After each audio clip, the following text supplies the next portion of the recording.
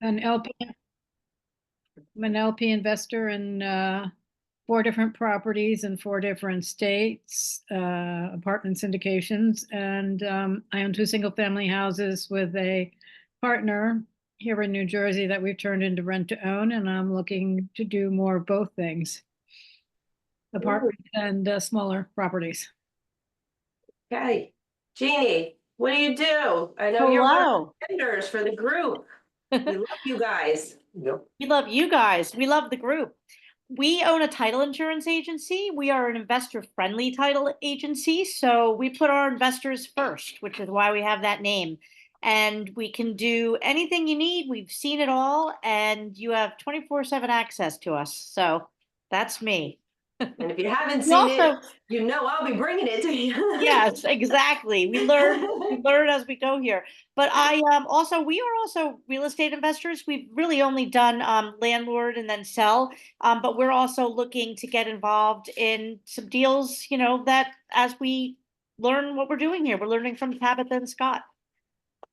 And Joey left us.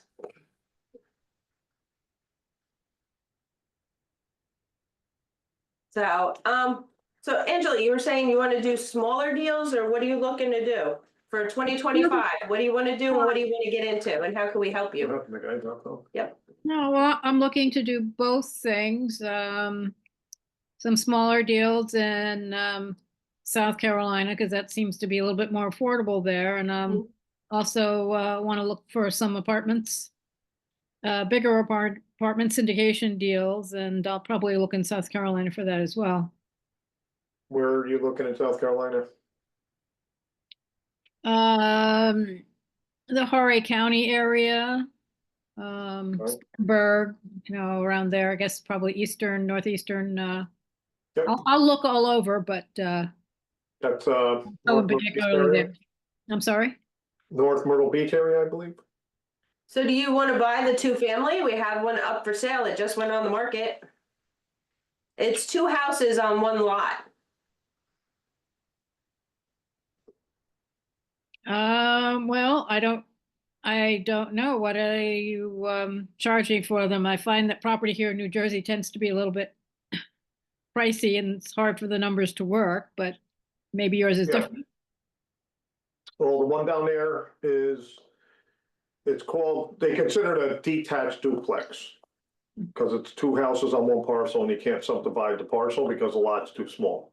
They didn't even know the house was there. Right, after we renovated it and got the inspections done, they said, oh, wow, we could put this back on the books, because it wasn't on the books for collecting taxes. So a lot of times when you search for it, it only comes up with the one house. It doesn't even come up with the other house, but the one house is totally 100% renovated and it's getting $950 a month rent. The other house needs a little bit of work, needs updating. The kitchen and bath are outdated, but the rest of the house is just, you probably want to paint it. And Because she's been there for a while. right, she's been there for a while, so probably update it. And a couple other things, like one of the doors needs a little bit of dressing and a couple windows. Patch. It's got the composite siding, so there's a couple pieces that need to be addressed there. But other than that, that one will get you $1,100 a month rent. And Well, is there somebody in it already, though? yeah, but they're leaving, the person in the one unit where you'll get 1,100, they're leaving in January. Okay.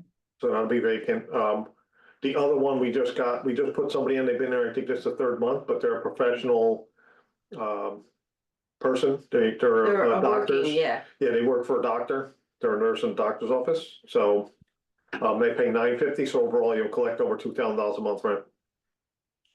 Right now we're asking $164,900. 950 and 1,100, 950 and 1,100. right. Yep, so it'll be like 2,050, something like that. If you wanted to put Section 8 in, you could. You'll get more. We're looking for, we got the professional person in, and the person that's in the one now, they're leaving because we want to raise rents and they don't want to pay the increase. Right. Because it's way below market. They're only paying $650 for a 3-bedroom, 1-bath house. That's 1,200 square feet. Right. The 950, it's a little over 1,000 square feet. So overall, you're at like almost 2,300 square feet for both properties. Um, so Right. This is the one in South Carolina, the 108 Jones. Correct. Street. Jones Street, yep. That's the one that me and Bill have, Right. right? So. But yeah, it'll collect over $2,000 a month rent. And taxes are cheap. Mhm. Insurance, it is what it is, but overall you should be able to get $500 a month cash flow out of it. At least $500-600 a month cash flow when all said and Okay. done. What Maybe are, it depends on what you get the rent up to, right now where it's at, for us, that's where it would be at, would be collected about $500 a month rent. I mean, cash flow, which is good, positive income. So, right, so what is the insurance on those places since, ours is higher, because we had some issues, but it's probably I think it's about 3,000 a year. for both? Yep, But the higher, if you're at the 800 credit scores, you'll probably get better. yep. So, credit the fact that we had some issues with dealing with it, we're paying more for insurance on it. Yeah, like the tenant they evicted that had things go Yeah. on. Yeah, well, it was not properly, the person was probably not properly vetted Exactly. and just thrown in there. Because the way it was marketed for rent, when it was first marketed, wasn't right. And then there was a change made, and right after the change was made, there was a lot more selection, but the choice was already made, and it was an incorrect option. Oh, so Jeannie, you're looking to get into different type of investing also. Maybe the two of you Yes, go we in are. on it. There you go.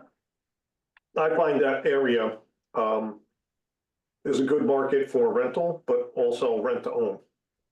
Because you're getting them so cheap, and the repairs are standard, they're like here, you're gonna spend, depending on how cheap you buy it, anywhere from 35 to 70 grand.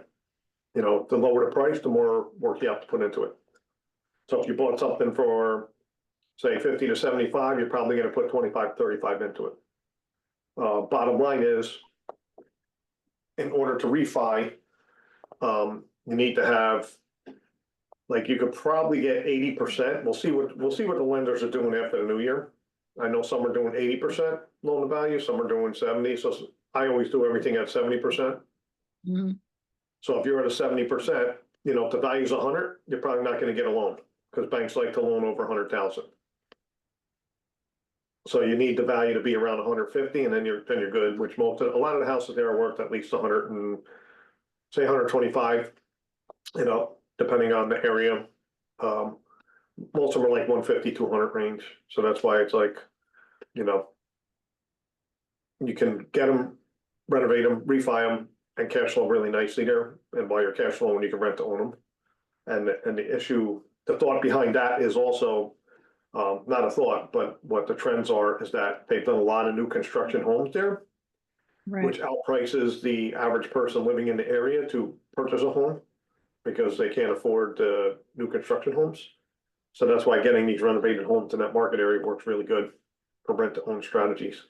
They rent to own it, they take care of it better. You get the Right. non-refundable deposits, so pretty good.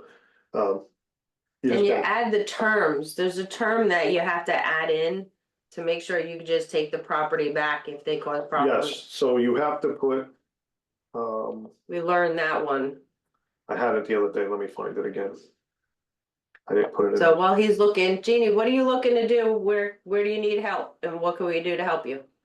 Well, Ken's sitting here eating too.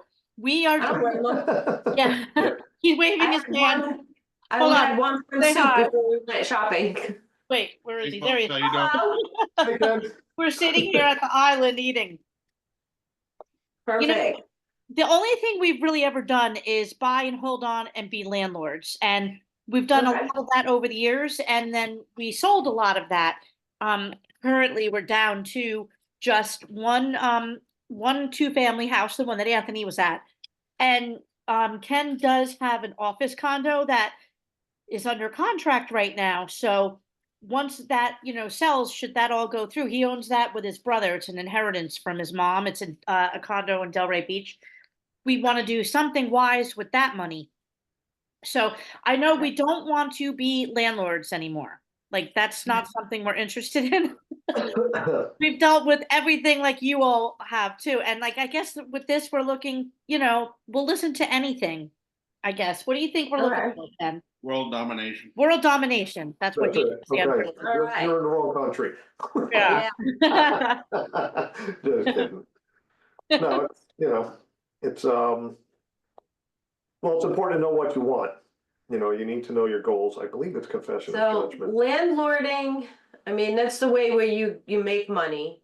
Student Mhm. housing and rooms for rent. And if you're in the great section where the Airbnbs are fully fully stocked all throughout the year, but you have to have a great location or there will be downtime.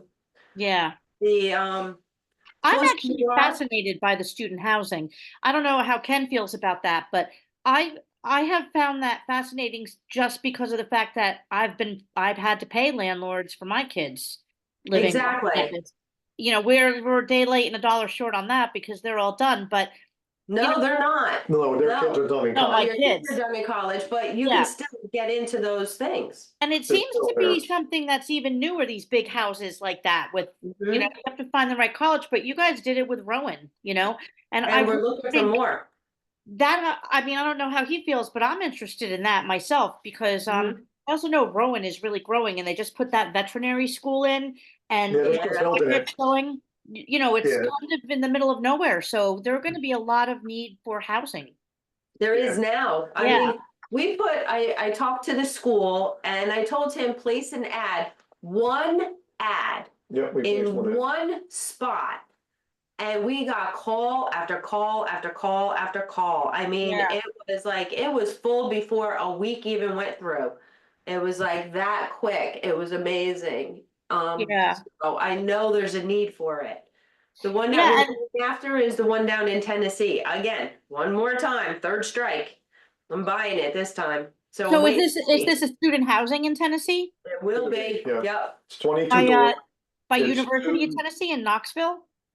It's in Memphis. In Memphis. Oh, Not okay. a big university, so the one thing that we know is when you go for bigger universities, everything is more expensive. You might as well just invest in Jersey on flips or something Yeah. because Yeah.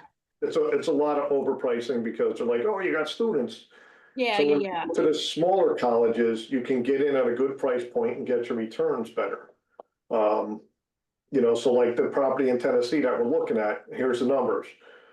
We have it at a 1.8, that's what we're probably gonna purchase it at. We're putting 500K in with reserves, so we're at 2.3. When we're done, based on the income, just on the month, we're not even looking at, and it's hard to find comps for it once Yeah. it's turned, because they're all in pretty much the same condition. They're all outdated, not up to date. But the one we're buying at a lower price point, so we're paying like 77,000 a door. Where everybody else now, they've updated, not upgraded, just updated their apartments and they're charging anywhere from 95 to 105 a door. They're not updated. But they're not upgraded with new kitchens, new bathrooms. They just cleaned it up, painted it, put in nice Yeah. stuff, so it looks good. So that's why we're looking at that place because it's a second tier college that's growing. Okay. Like Rowan. I mean, Right. you're right. That's like the way in.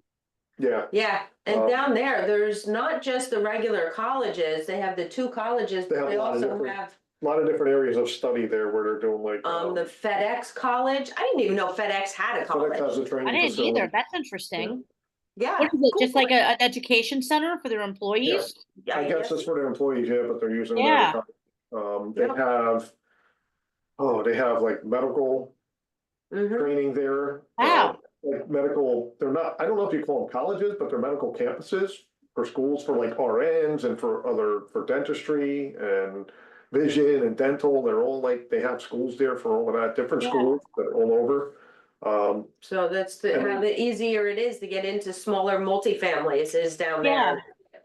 The So you're bigger still in the multifamily- looking process for that. You haven't like gone all in yet? Are you still doing your Which one? analysis? The tennis, What? Oh, no, Okay. we're ready to buy it. No, we've as soon as already- we know it's- Yeah, We we're need just- 650. Yeah, That's all we Are you- need, 650 grand and we're in. yep. so are you looking for investors for that?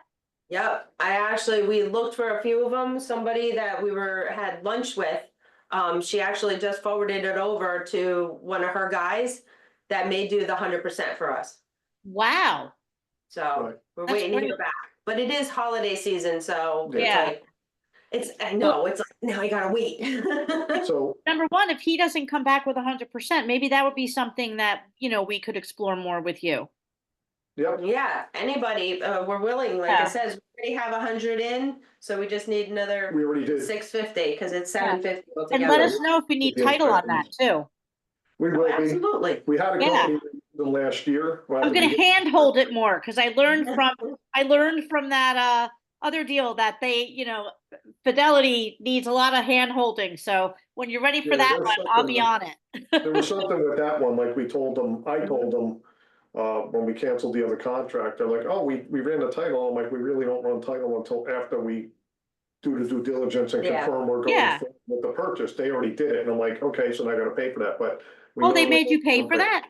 Yep. Yeah, Okay, this is good for us to know because the nationwide thing, it's like Yeah. not us completely controlling it. We're more the communicators of it. So Right. that's good. Thank you for letting us know that. Yeah, so in other words, Yeah. I guess maybe something in writing that we just hold the funds, hold the We thing complete. until it's completed, because that's Well, when we got the inspection until we and move said, forward. yeah, no, Yeah. $225,000 difference Right. in the rehab Yeah, budget. that was insane. right. So, yeah. But they ran So title. going to the next one, we learned all this. So now we know. Yeah, it's, something Yeah. that they did it, we had to pay for it, cause I can't say I'm not paying for it, you did the work, right? As I Yeah, said, yeah. show me- So show we'll me the make sure results that of the doesn't happen title. again. Yeah, so I told That them, show was- me the that was, results, and they gave me the report. Ground So- zero. Yeah, Well, yeah, so that's what's good about the group is learning everything, even though, Mhm. we're all new to certain things. Yeah. Learn, a $1,200 title or 15, whatever it was, $1,200 title saved us from a $200,000 difference, Yeah, so exactly. yeah, it's so, always, and yes, we'll be back, they'll come back, don't worry. yeah, that one will Yeah. go back to after the new year, because they've been trying to sell that for. a year Oh, and a yeah, half. they're gonna end up coming back. You're right about that. It's the Yeah, same Not one a with this problem that's gonna Tennessee go one. away. Yeah, The- it's not a yeah. problem that's gonna go away. yeah, so the It's an Tennessee issue. one that we're working on is not on the market right now. But I have to communicate through the broker that had it under contract previous. So right now, they took it off the market to do something, I don't know what it is they're doing, but they're not doing any kind of They're maintenance or painting. upgrades. Well, no, they did that, they're not doing that, they went down there and painted the railings and some things to make it look nicer, but it's like I told the broker, you're not fixing the problem, you're just masking it by making it look pretty.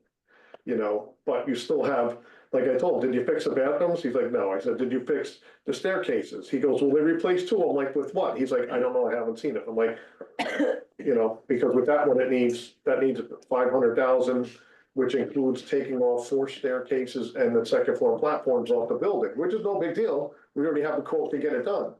Yeah. But I'm like, he's like, oh, they fixed the stairs and all, and I'm like, how did they do that? And he's like, well, I said, did they actually bust up the concrete and pour new concrete, or they skim coated? He's like, they skim coated. I said, it's not gonna last, it's gonna chip off in a heavy rain. So, I said, they're just trying to make it look nice to get money, and I said, it's not gonna work, that's why you can't get it. Yep. So it's just, it's being persistent with it and sticking to the numbers. That's what we're doing, so we're just, we've already canceled 2 contracts with them on it because of number issues. Because they're not Cooperating. they're not being consistent with what it is. Like we had Oh. it under contract, and then we went and did the inspection, and we actually drove there in the storm last year, in the winter storm. Because the whole company went there, and we looked at it, but we couldn't get into the units, there's all kinds of issues, and we're like, but you knew we were coming. Yeah. And basically what it was they hid the problem units from us.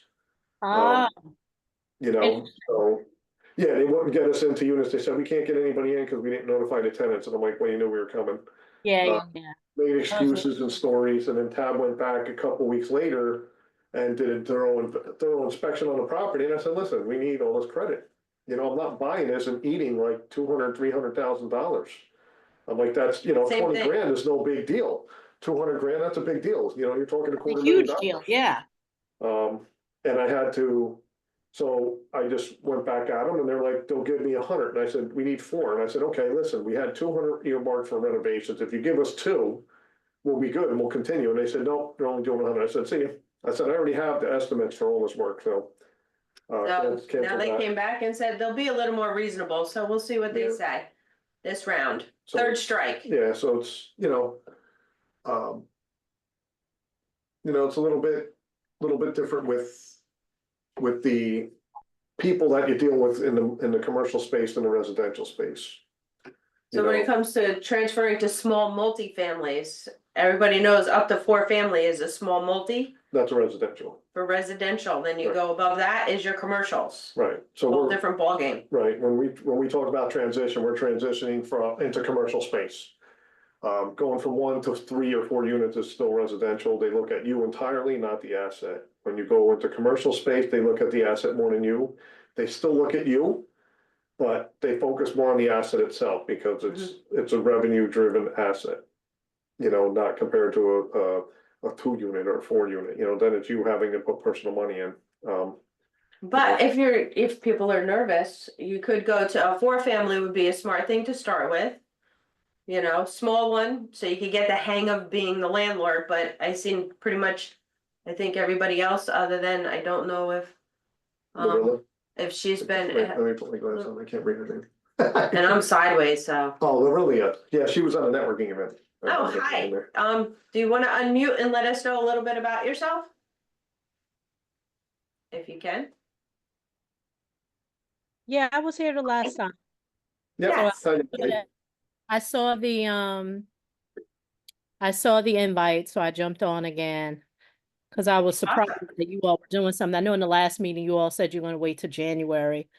Well, So, that's a networking event, this is specific topic. Yeah, oh, this is, This is our monthly meeting, but we're doing it on Zoom because tomorrow's Thanksgiving, so like. A lot of people don't attend the night before Thanksgiving physically. So we just do the Zoom call. If, a lot of times our meeting falls after Thanksgiving, then we'll do the in-person because you get a better turnout, because people are done with the Thanksgiving dinner. yeah, they could walk around and talk to people and walk some of the turkey off. So it's Wait, pretty, but you all are sending it out publicly. Is this Yeah. a private? Oh, okay. I thought it was. this is, Private, the Zoom calls are always free for us. It doesn't, because we're not providing food, we don't have to pay for the space. It's on a camera. waitresses, space, You know. food, drinks. That's why the night before Thanksgiving, we just do Zoom, because we've done it where we did it at a place and it was like, you had to pay for all that and there was like 5 people there. Like that, you know, so it's like, it's an overly expensive thing when nobody shows up, Especially nowadays. yeah. So have you done any type of real estate, any small flips or landlording of any sorts? Yeah, like I mentioned to you all before, I'm a loan analyst for asset-based lending. So that's why I overheard you all talking about the multis. And I just wanted to say, there are some lenders between, 2 to 4 that they consider that small balance commercial. So you can, like with DSCR, you can look at the asset. So, if as long as the asset, the revenues is higher than the expenses, the lender will, assess the financing based on the asset. If, an investor is a little hesitant about using their Right, income or something. right. Well, the difference with it So is, with asset-based lending, so they do that still? They'll base it strictly on the asset itself? well, it's a DSCR loan, so the DSCR loan is gonna be a higher interest rate. Yeah, than I a- mean, than but a right now, conventional mortgage rate. I know I So- work with the lender where rates are at 9.5%. I mean, but of Right. course, yes, residential So probably be a little lower. yeah, so like right now, Thanks, so you have a 2-unit, 2 so, detached duplex. right, that's residential, okay, we're talking about commercial. With commercial space, you go for a commercial loan, they give you a 30-year AM and you usually get 5 to 7 years. based on the asset more than your personal stuff. When the residential, they're still gonna look at your personal stuff more than the asset base because you're still doing residential property. And they're gonna, yes, they're gonna take the income into consideration, but it's still gonna be focused primarily on you as an individual because it's residential. It's just residential space. Plus, with a DSCR, you're gonna pay higher than a regular conventional commercial loan. Now, the benefit to it is this. Yes, if you're in a tight spot and you just like the cash flow, go with the DSCR if you're having problems. If the numbers work and you're getting cash flow, that's great. Conventional commercial, what it does is it puts you into a space where you'll get 70% of the value of the property. And as the income's going towards your loan, it pays it down. When the 5 or 7 year mark hits, you have to refi it. And when you I was about refi to it, you go back up to the original loan amount. If you don't surpass it, the documentation is less. If you want to try and get more equity, you can. But that equity gain that you get back is tax-free. The DSCR, you're not getting equity gains, you're just getting cash flow and that's it. And you gotta wait 5 years to refi it because you'll pay penalties. Yeah, but a 5 to 7, you said a 5 to 7 ARM. I mean, that's an interest-only loan, right? No, P&I, it's not an ARM, it's a P&I loan. They just only, commercial real estate only does mostly 5 to 7 years. Yeah, you can get some that'll go out to 10 years or 11 It's maybe. 3, 5, 7, or But 10. it's usually, yeah, it's usually that amount that you have to refi. And the benefit is it's a P&I, so you're paying down the principal as well as the interest, but the interest is lower than a DSCR loan. So you're usually paying probably close to similar amounts every month. The difference is you're capturing equity back every 5 to 7 years, where you just say refi, and then you get a big chunk of capital that comes back to your pocket that you don't pay taxes on. The DSCR, you're just making payments to them, and unless you refi, you're not gonna get any equity. Yes, you're paying it down, you'll have equity there, you can go out and probably get a HELOC, but a lot of banks are getting away from HELOCs right now. No, DSCR is just, it's just the way that the lender is analyzing the It's hard loan. money lenders. Beg pardon? DSCR loans are through hard money lenders. I mean, yeah, some are and some are asset based, but at the end of the day, it can be a 30-day, it could be a 30-year fix. So if it's a fixed loan, I mean, when you look at the amortization schedule of a fixed loan, you're still paying interest and principal. And of course, the first 5 years is going to be nothing but interest. But if the property does appreciate, I mean, you still get, that appreciation. So it's not like you're paying and you're just going to be paying interest forever and you're never going to hit the principal. I mean, that's how most, mortgage loans are if they're fixed. That's why I thought you were talking about an adjustable rate mortgage. No, You said So we've already refinanced our commercial property twice. And last time we took out 90,000 in equity tax-free. Okay, and the interest rate is lower. And see what the DSCR is, most of them too, is you have to wait at least 5 years, otherwise you pay a prepayment penalty to get out of the deal. So you can't refi it unless you want to pay a penalty. No, Okay. that's what I'm saying. It depends on the lender because some lenders, because it's based on the state. So there are some states that won't let you do a prepayment penalty on a DSCR. That's not straight across the board. It depends on the state. Right. Ours- I'm just I didn't saying. know that, so. Okay. And If then you also, compare apples to apples, when you're talking commercial properties, conventional commercial is better than DSCR. I mean, I think you have to run the numbers. I mean, Because at with the the end of the DSCR, day, is you have to wait for appreciation. With the commercial, you don't. As you pay down the principal, it's gonna bring you back up what the original value was, and you capture that equity. The DSCR loan, you have to wait for it to appreciate before you're gonna get any equity out of it. That's one of the differences. but I'm how, not a loan mortgage person. yeah, but how can you wait for it to appreciate? The appreciation doesn't come from a lender. The appreciation comes from the market. So, Right. but you were saying commercial for just 4 units, not Well, for, 4 units is a commercial. I'm talking specifically commercial only. I'm not talking residential.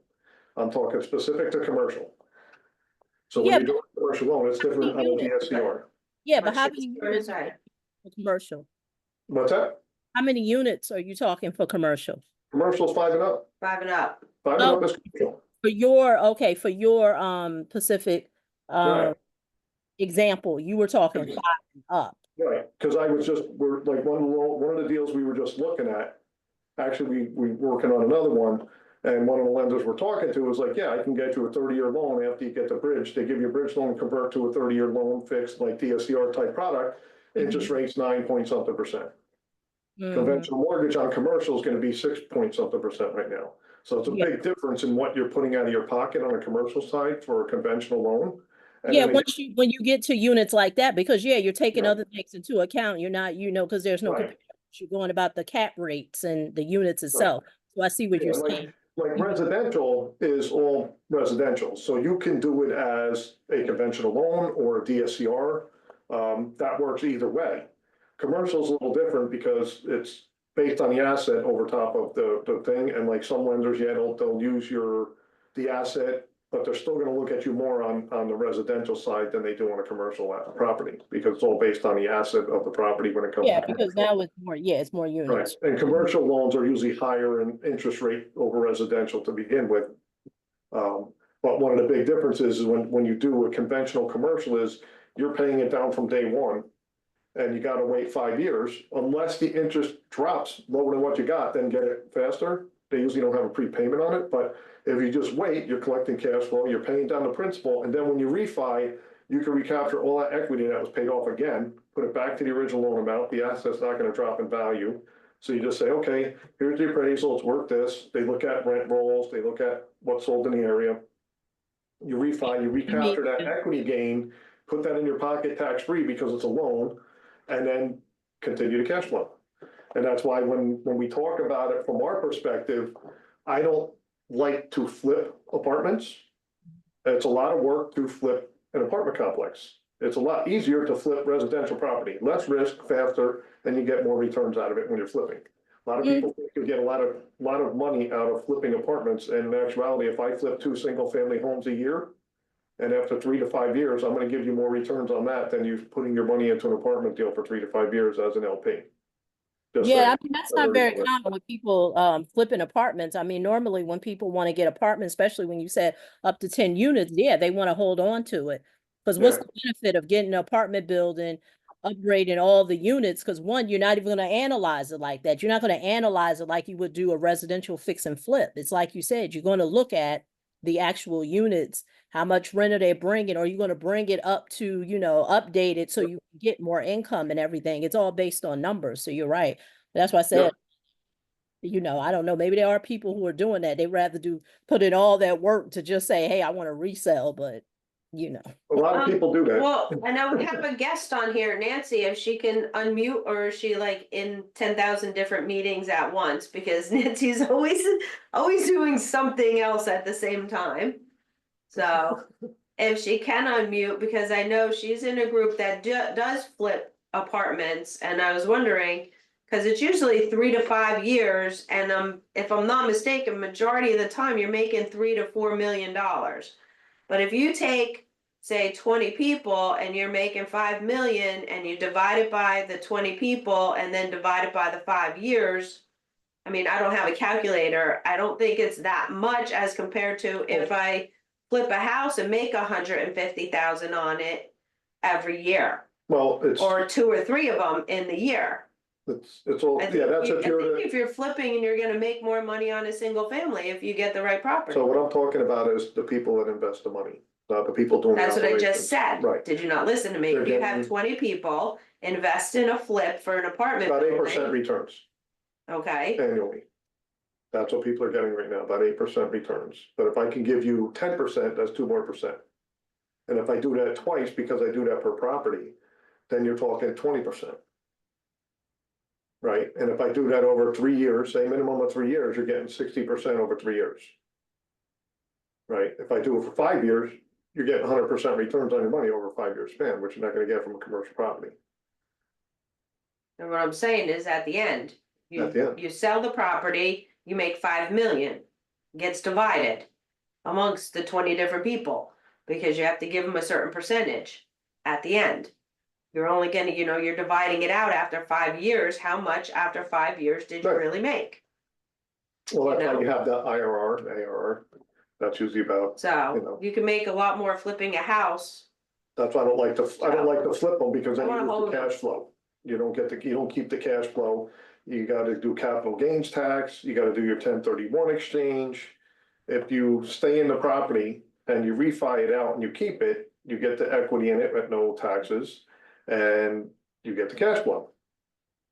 And that's the name of the game, is cash flow. And when you invest with other people that are, as an LP, you don't get the cash flow. So you don't get that portion of it. You just get your returns. And then when the best part comes to continue with the increased cash flow, they let you out of the deal and you move on your way. You know, so we've been talking to a few people recently who are getting the concept of what we're doing. When we look at these apartment complexes, because we're not doing 100 units or 200 doors, we're doing smaller ones. Where we want people to be part of the ownership and get the equity and get the cash flow. And eventually, at some point down the road, yes, you'll pay capital gains tax, but in the meantime, you still get all that equity and the cash flow, and your capital gains doesn't come across all the equity that you got returned. It's all about what did you put into the deal and what did you sell it at that point in time. So. What? Call who? Call you? Me call you? We Unmute. can't hear you. Unmute. So. So and who ask is them it? about this person. So, Hold, who are hold you Trish and real what do you quick. do? I'm Anthony from A&A Debris Removal. I do demolition and debris removal. To make it short and sweet, because we're trying to do something. So I'm just Okay. listening, guys. You please call. But now you're gonna get into Now he's actually getting into his first flip first flip and with then an add a level to it. cash flow. All right, real quick. Call Patricia real quick. Ew. Let's do that. All right, I gotta call Patricia real quick. Okay, All right. So what, yeah, so with the multifamily, we're talking about, we're not going big units, we're talking going from, say, 5 to 15 doors for people who are getting into the commercial multifamily space. And of course, I'm not talking in Jersey myself. I mean, you could do it here, but you know, it's more expensive. So, and it's a tenant-friendly state. So we don't like tenant-friendly states. So, you know, knowing the market area that you're gonna invest in, even if it's local, you still have to know what your market area is. Yes, you kind of do, but when it comes to multifamily, it's different than, you know, looking at a residential house. So you have to know, you know, cap rates and NOI, you know, what your DSCR is, which is why they call them DSCR loans, because it's based on that, debt to income ratio, debt service coverage ratio, to be correct. Now it's mostly, like I always do a DSCR at 1.2%, because that's what most lenders are looking at when it comes to commercial. Residential slightly different, they'll do 1.1, some will do 1.2, it depends on the lender that way, but all the commercial guys that I'm talking to, 1.2 is what they're keying in on for your DSCR with the commercial space. It's a lot easier to get into smaller multifamily commercial space than large multifamily commercial space when you don't have any experience, you know. So it's it makes it easier to break into it. And again, it's, you know, what do the numbers look like compared to a regular residential property? It's different to look at. So, you know, most of the time, like I have, like we were talking before everybody got on, I was talking to Angela about, we have a detached duplex, it's 2 units. It's a multifamily property, you know, cash flow coming in is gonna be like your income is $2,000 a month, just slightly above that. And if you put a loan on it, you'd probably be about 1,500, maybe 1,600 a month, somewhere in that range of what your expenses would be. So you're gonna cash flow, you know, probably about, I'm expecting $500 a month on that property when all said and done. So it should be, it's a decent cash flow, because right now we're not there yet. The one tenant's leaving because we're gonna increase rent and they don't wanna pay it. So, which is fine. But when we get the next tenant in, we'll be getting $2,000 a month income instead of like $1,750. So that'll be good. But, you know, now if you take that and you spread it across, say, 10 doors, say, just make it simple round numbers. If each door is giving you, say, I don't know, we'll say $700 a month rent, that's $7,000 income, right? And say you have a loan that's costing you $5,000 a month, so you got $2,000 cash flow, right? Because the loan also includes taxes and insurance. So that's why I'm just rounding numbers. So you're gonna have, say, $2,000 cash flow, and you might have to pay common electric. Like I pay common electric at our 8-unit building, but, and the water. Which is about 500, no, it's about 1,000 every quarter. So that's $2,000 a year that way. So these are things that you have to look at when you're looking at commercial space, where as residential space, except for water, a lot of times. If you're renting single family homes, you don't pay any of the utilities, it's on the tenant. Multis is usually you pay the water, they pay your own gas and electric, it should be sub-metered, sometimes it's not, and then you gotta figure out. You can back charge them the utilities, but you're only allowed to charge them a certain percent. And you have to look at not just the state, but the city as to what you're allowed to back charge for electric or water if it's on a central meter. Sometimes I know certain landlords will pay the electric and then for the tenant because they're having a problem getting it in their name, and then just you can submit the bill entirely to them, or again, depending on the state and the city, you're allowed a certain percentage to back charge them. So you wouldn't get 100% of the money for the cost, but at least you're recouping some of the expenses out of your pocket. Insurance is a big thing. Insurance is going up everywhere. So you have to include that in there and increase the cost. Like now we just had major storms this year, so again, so I'm just waiting for, we won't know until I think February when our bill comes in, what the new rates are gonna be, but last year ours went up $1,200 for the year. Usually we were averaging about 175, somewhere between 175 and $200 increase. Now we went up $1,200 last year. This year I expect it to be probably something similar, somewhere between $750 and $1,000, maybe more again. So it's something to account for when you're calculating your numbers. Allocate and increase year over year for insurance.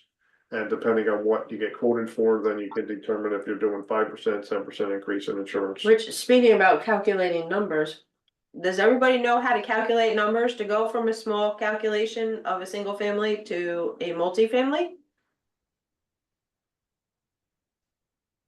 Don't everybody answer at once now.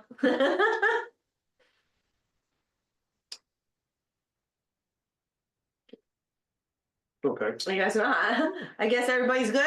All right. Yeah, so basically, like, you take your gross potential income, your rental income, right? And it should be, if you're getting, say you're getting, you should be, just throwing rough numbers out there. Yeah, the 10-unit building, they're all one bedrooms, you should be getting $800 a month per unit, right? So that's what you should be getting. Now, do you have any vacancy? Right? You have to account for vacancy. We usually do, like, when we're fully renovated, we put 5% vacancy per year. Just to have it earmarked for that. But if your place is in worse shape, you may have a 10% vacancy when you're purchasing, or 12% vacancy. Maybe you're 100% occupied, but you're only capturing $550 a month rent. So that would be considered a concession because you're not capturing the full rental potential. So you put that as your concession. If you're giving people away 1 month rent free or other things to get people to come into your building, those are all concessions. If you're doing that, I would look at the building and look at the others around the area and see why you have to give it away. Right. Something could be wrong with your building. So generally, when you're done turning it, we always earmark 5% vacancy, 2% concessions. Because you shouldn't have to put any work into it, and there shouldn't be a reason for you to really have high vacancy if everything is upgraded and up to today's standards. Yeah, part of looking at the multifamily is knowing the demographics, which is, jobs, income, unemployment rate, poverty level, school systems. What is the MSA area, how many people live there? So Jersey's kind of easy, because if you're from New Brunswick North, MSA, most cities have a lot of population in there, and you can be tied into the Manhattan metropolitan MSA. So you're gonna have tons of potential for tenants and rents. And working class.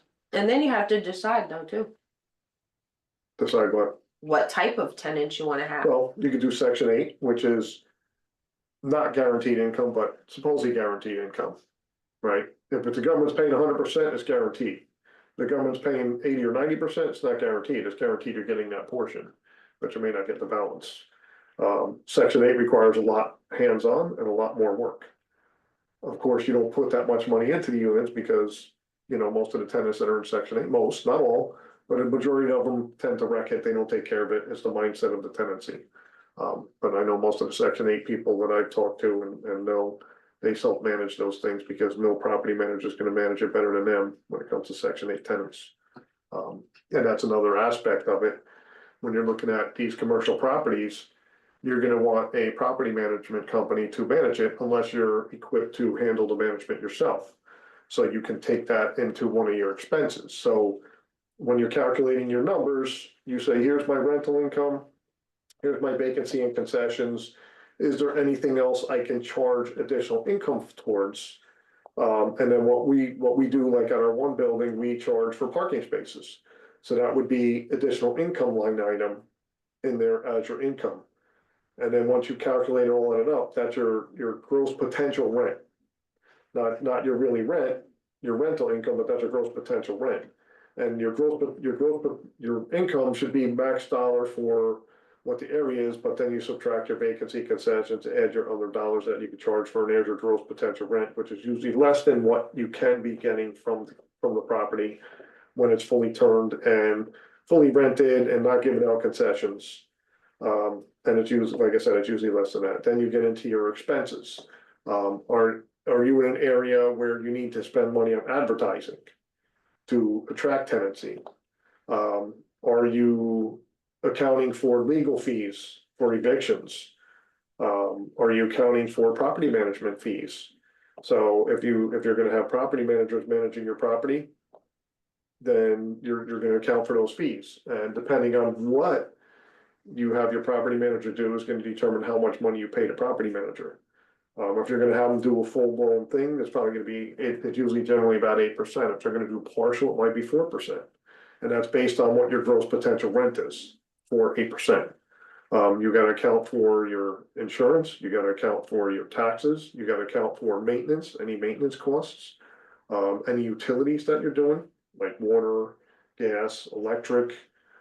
If you're providing Wi-Fi, you put that in there. If you're paying for any type of cleaning fees, outdoor cleaning, indoor cleaning, depending on the type of property you got, all of those fees become expenses.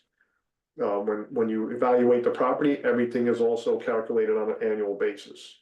So you take your rents month over month and add that up, calculate it out, take your vacancy year over year, add that up. Gross potential rent, now minus all your expenses year over year. That'll then determine how much expenses you're at, and it'll produce your NOI, which is your net operating income after expenses. Generally, your expenses are 50% or less. If they're higher, then you gotta figure out how you can cut expenses. Because that's gonna eat into your NOI. Your NOI determines what, it's part of the calculations to determine what the value of the property is. You know, you basically use your purchase price divided by, your NOI divided by your purchase price, that'll give you your cap rate. So cap rate is something that I don't really use on the purchase side, I use it on the exit strategy. When I go to refi, what's the cap rate gonna be? Yeah, the cap rate helps to just get a value of the class of the property or the class of the neighborhood. The higher the cap rate, the worse the property is, or maybe location. The lower the cap rate is, the better the property, the better the location, meaning class A, B, C type property and neighborhoods. You know, A and B are the better markets, but they're more turnkey. So that's something else to take into account for. Or you're gonna look for a property that's just turnkey, you put your money in and you just collect cash flow from day one, but your appreciation is gonna take time to get to because you're already at max value of the property. There's no way to increase the value of it other than just over time. Or you're gonna buy a property that needs what they call value add. So commercial is value add, but it's basically flipping it. You're buying it, you're putting money into it, and then either selling it, which I don't recommend, or refining it to capture that equity. So there's a lot of different strategies that you have to make a decision when you wanna go from a small single families to multifamilies. Do you wanna go, I would recommend not going big. Only because we've seen people get into big ones, and if you've never done landlording, people like Robert Kiyosaki will tell you, don't go to a big unit if you've never done a small one. So, I mean, there's a lot of different strategies you want to look at and where you want to go Right. to do these. Yep. So does anybody have any questions on how we figured out where we wanted to look in the markets? Yes, I'd be interested to know how you decide where to go. Okay. We did a lot of research. So, we bought our first multifamily 10 years ago. And over time, we just looked at multifamily and made offers on things. And then when COVID hit, we took a step back and looked at it and said, if something bad were to happen like that again, that would impact like the entire country, a recession, depression, something like this, some major thing like COVID were to hit again, what can you do to prevent yourself from getting slammed by not having rental income? So one of the things we looked at was we want diverse market for jobs. So we want diverse market, meaning you have 5 to 10 major industries and another 10 to 15 minor industries that can carry people's jobs. So if one type of industry were to have a problem, the other industries may not be having an issue, and the people can be still working, getting their paychecks, not having a problem with income. That's how he looked at it. I looked at it as, where do I want to go to live? Well, where do you want to go to live? But again, it depends That on, was my choice, and that's what I wanted to see, Right. where I wanted to go to live. So when I just figured out where I wanted to do that, then I started looking in that state, and then slowly made it down to which markets that I want to go towards. right, Because then was to look for the jobs, right, to see what's there, that it helps sustain itself, and everybody would still be working, like our building here. Everybody in the building was able to really work, and the ones that didn't, they were able to get other things and had the motivation to get other things to help pay for their residents while they and their family and food. So that's what we looked at after. That's how I did it. yeah, well. Here's look at- one way, I'm another. So, well, if that's where you want to live, then that's a good starting point, because why would you want to live there, right? If you want to go live in a location somewhere else in the country, why do you want to live there? Because my football team's there. Okay. So that's something to look at. Why would you move there? Is it because of work-related aspect? Are you retired? Are you have Yeah. passive income from other means that you don't need to worry about a job or work-related activities? But, from my perspective is I'm looking for properties that I can rent out and have investors put their money into, so I gotta be able to protect the investor's interest. So I looked at, if we have a diverse job, that means people can get jobs. We also want household median income to be above a certain price point. Depending on what type of property you're investing in is gonna determine what income people need to make to live in those properties. If you're on Section 8, they don't have to work, or they can make 25,000 a year because they only gotta pay $100 a month on top of what the government pays. But if you're looking at the working class properties, which is what we focus on, C to a B minus, say, you need jobs. People need to have jobs. And it doesn't mean like working at McDonald's and that stuff. It means they have to go to a job where they're probably making, say, $50,000 plus a year. So you want to see what the household median income is in that demographic area to make sure that there's enough income in that market area for people to actually sustain paying you rent. Because the first thing people don't do when they don't work is pay their rent. Yep. So that's why we started looking at it. So we started looking around the country, and we looked at areas and said, okay, like when COVID hit, after COVID hit, and the country was recovering, a lot of companies left the Northeast. A lot of companies left California. Where did they go? So we looked at the markets where businesses went because jobs went, people went to work.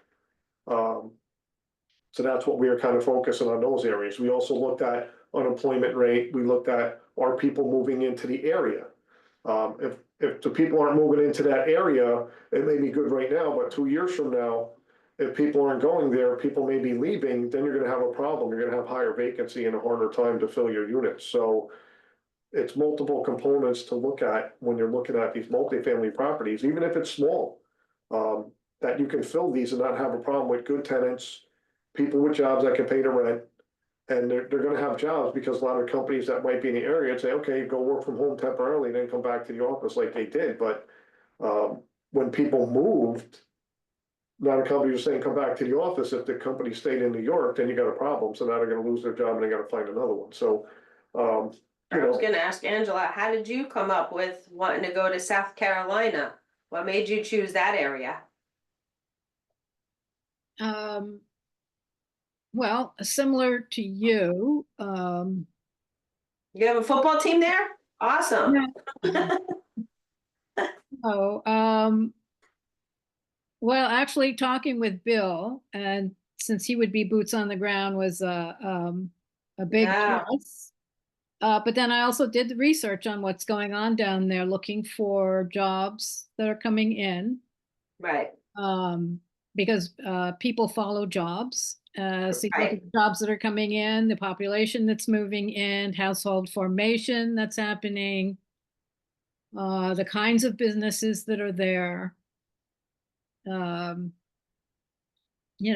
looking to see what kinds of opportunities are there for real estate, whether it's Right.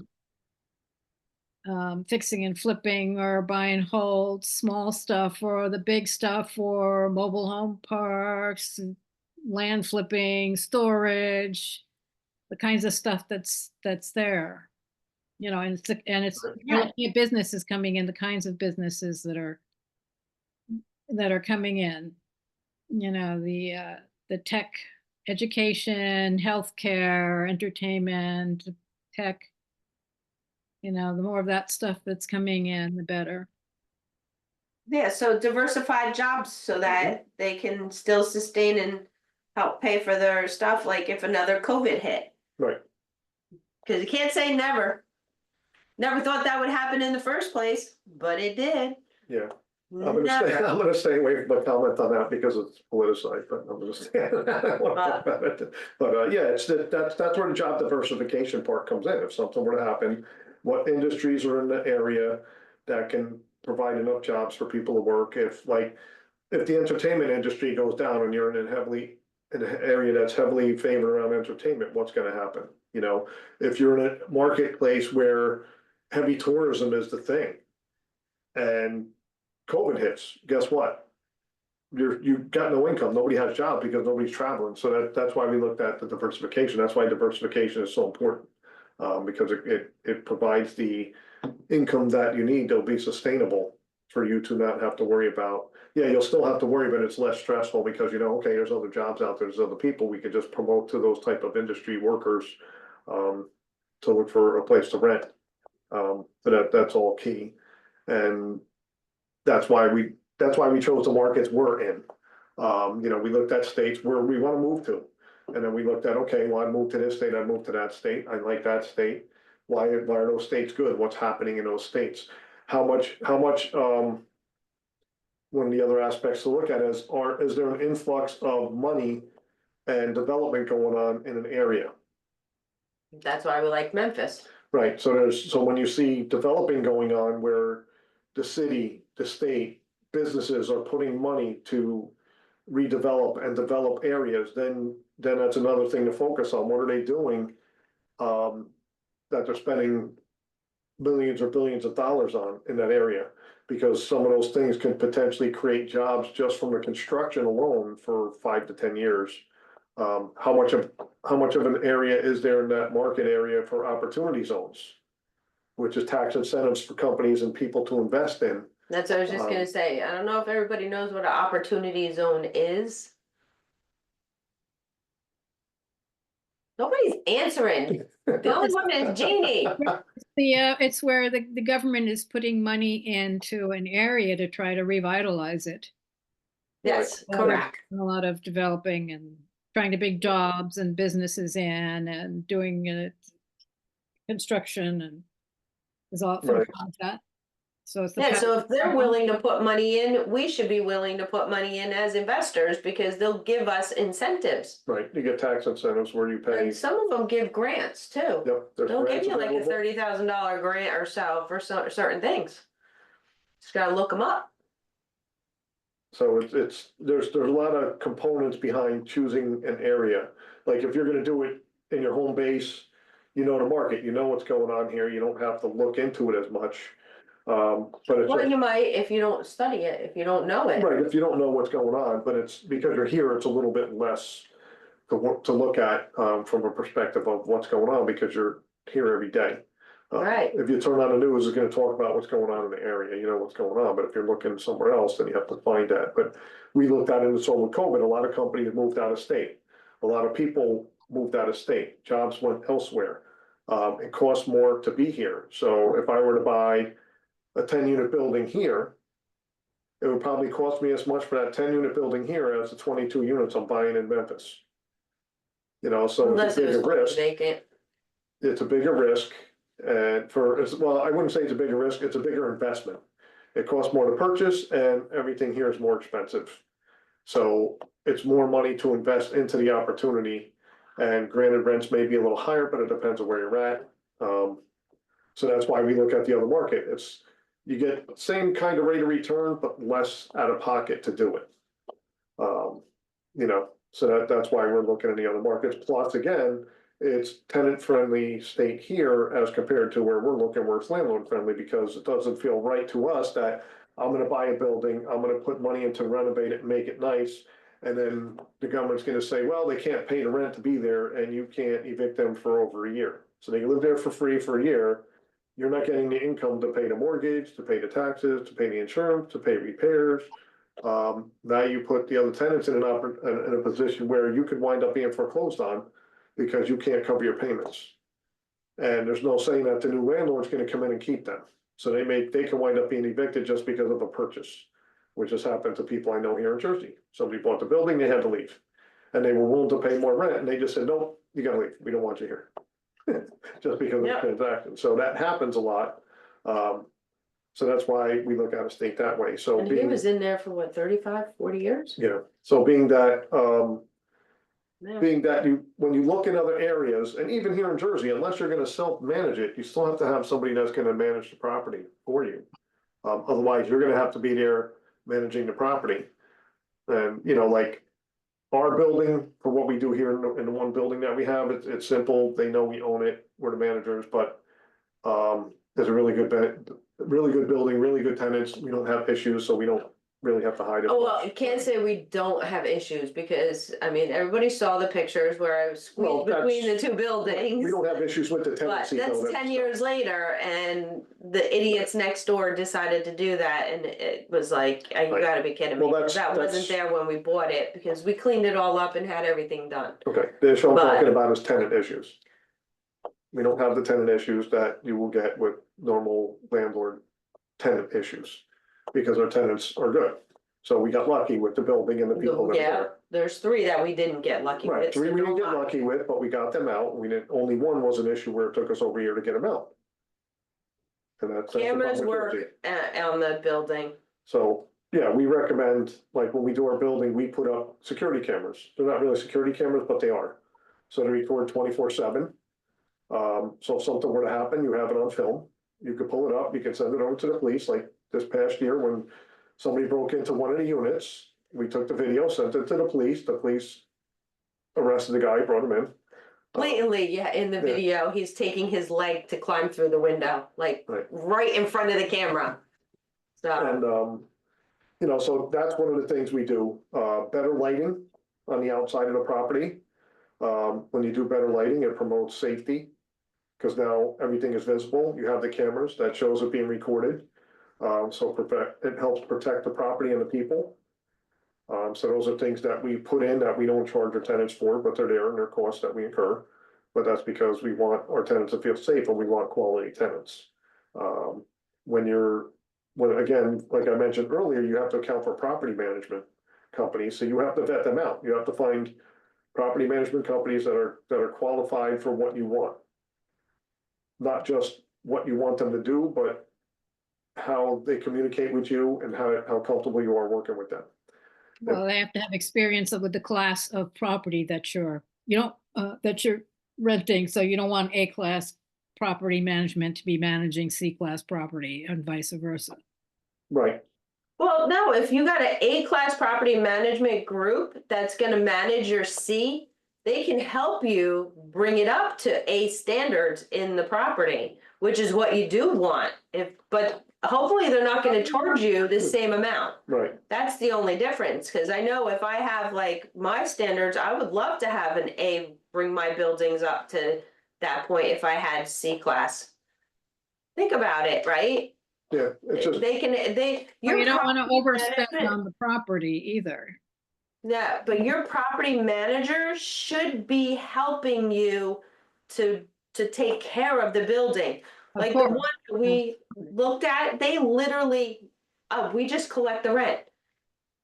You see that blatantly, there's water pouring out and into this person's house, and there's water and mold growing underneath their HVAC system. You're the property manager. But if they don't write up a ticket to tell you to repair it, you see it, you're standing right in front of it, it's pointed out to you. But if they don't write a ticket, you're not going to take care of the issue. That's not what a property manager is supposed to be doing. That doesn't help you at all. If they see, they come in and there's mold growing, they don't write a ticket, so they're not going to take care of it. yeah, a lot of people say the tenant didn't put in a request or put in a ticket for a Yeah. problem. So that's the issue. And, you know, I sat there and I told them, I said, that's fine, you feel that way. I said, but when that person dies from carbon monoxide poisoning, you're gonna have to explain that to the judge. How does a tenant know what an HVAC system is supposed to do and not do? You know, things like that. You're not, like, your property management company, you're gonna hire a property management company to take over your property. One of the first things they should be doing is, yeah, they're gonna get details about your numbers and your documents, but they should be like, okay, let's set up a date for us to walk the grounds and inspect every unit. If they're not looking to do that, they're not a good property management company because they don't know the condition of the property in the first place. And then when something breaks, they're gonna be like, well, we didn't know, and that's gonna be their excuse. So they're not really a good property management company. And that's what I mean by qualified and who you're comfortable working with, because they should help guide you, like Tabitha was saying, on making your property a better place. And if your property is run right by a good property management company, you're gonna have people knocking your door down to come in and rent from you. Because they already know from word of mouth that you have a quality property. Now, if you're talking Section 8 tenants, that's a different ballgame. You know, they're just looking for wherever they can get a spot. But when you're talking about Class C and B- properties that are working class people, blue collar people, you know, you want to get quality tenants and you want a property management that's going to handle the property as if it was their property and not just a job. So you want to vet them out and make sure that they're qualified to handle. Like Angela said, yeah, you could take a Class A property management company to run your Class C, and they'll probably do a great job. They're gonna overcharge you for a lot of stuff because they're used to Class A values. But you definitely don't want a Class D property management company managing your C property or your C plus property because they'll run it into the ground. And you'll have nothing but problems. You'll have bad reviews from everybody and you'll have issues with your tenants and they're not gonna care because of their mindset is not the same as the other person's mindset. You also want to be able to work with a property management team that you're comfortable having these meetings and conversations with, and you don't feel like you're threatened or they're not listening to you. Okay, like you're in charge, not them. So, you know, you set up the calls, okay, where are we at with things? What properties are renovated? What properties are not, what properties are being turned, how's it going with things, what problems do we have? What's the status of the vacancies? Where are we at with evictions? How's that being handled? How's it addressed? One thing to think about too is what happens if there's some sort of natural disaster or problem at the property? How is that gonna be handled? For instance, 10-unit building, pipes freeze in the winter and explode. Now, all your water heaters or boilers don't work. and it's gonna be a couple weeks before you can get them fixed. How is that gonna be handled with the tenants? How is that gonna be addressed? I only bring that up because that's happened to a couple people we know where pipes broke, so they didn't have water. Boilers went down and they couldn't get them right away because supplies are low, supplies aren't what they used to be. So it takes longer sometimes to get the equipment to replace them. So how do you handle that with your tenants? Are they looking for a temporary place to get them to live? Are they getting them, say if it's heaters, are they getting them temporary heating? If it's plumbing, are they getting them some water some way? You know, so how is that being addressed, handling these situations? And are you prepared as a landlord to handle a situation like that? Like, do you have the insurance capacity to say, oh crap, well, all the water heaters went out, nobody has hot water, and we need to address that so our tenants have hot water. Boilers are down, we can't get boilers fixed for 2 weeks, how are we gonna address this? Financially, something's gonna have to happen. So you gotta take that into consideration when you're doing things, what kind of insurance you have. Now, also, one of the things is insurance. You have Talked about insurance, insurance already. yeah, but you have insurance on the building as an expense, but you should really make sure that your tenants have renters insurance. Pipe breaks on apartment 4 above apartment 2. Whatever leaks in apartment 4 is ruined, your insurance don't cover it. When it comes down into apartment 2, your insurance don't cover their belongings. So both tenants lose their belongings. If they don't have insurance, they gotta foot the bill out of pocket. You don't pay for their belongings, you only pay for the buildings and the roof and the walls and everything else to get replaced, but you don't replace their stuff. Now, I haven't confirmed it, but I did hear somebody telling me that a lot of times you can see if your insurance carrier has it, where you automatically force the insurance on them, and then you just tie it into their rent, you increase the rent enough to cover the insurance. So they do have the insurance, which to me is an important benefit, because if things happen, fire, water damage, whatever it may be, even with theft, if somebody breaks in and steals their belongings, they gotta cover that at an expense. The house behind us, just it was a single family home, but it burnt down. They lost all the belongings. They didn't have renter's insurance. So now, no clothes, no furniture, no anything. No dishes, no cups, no nothing. You gotta replace that all out of pocket.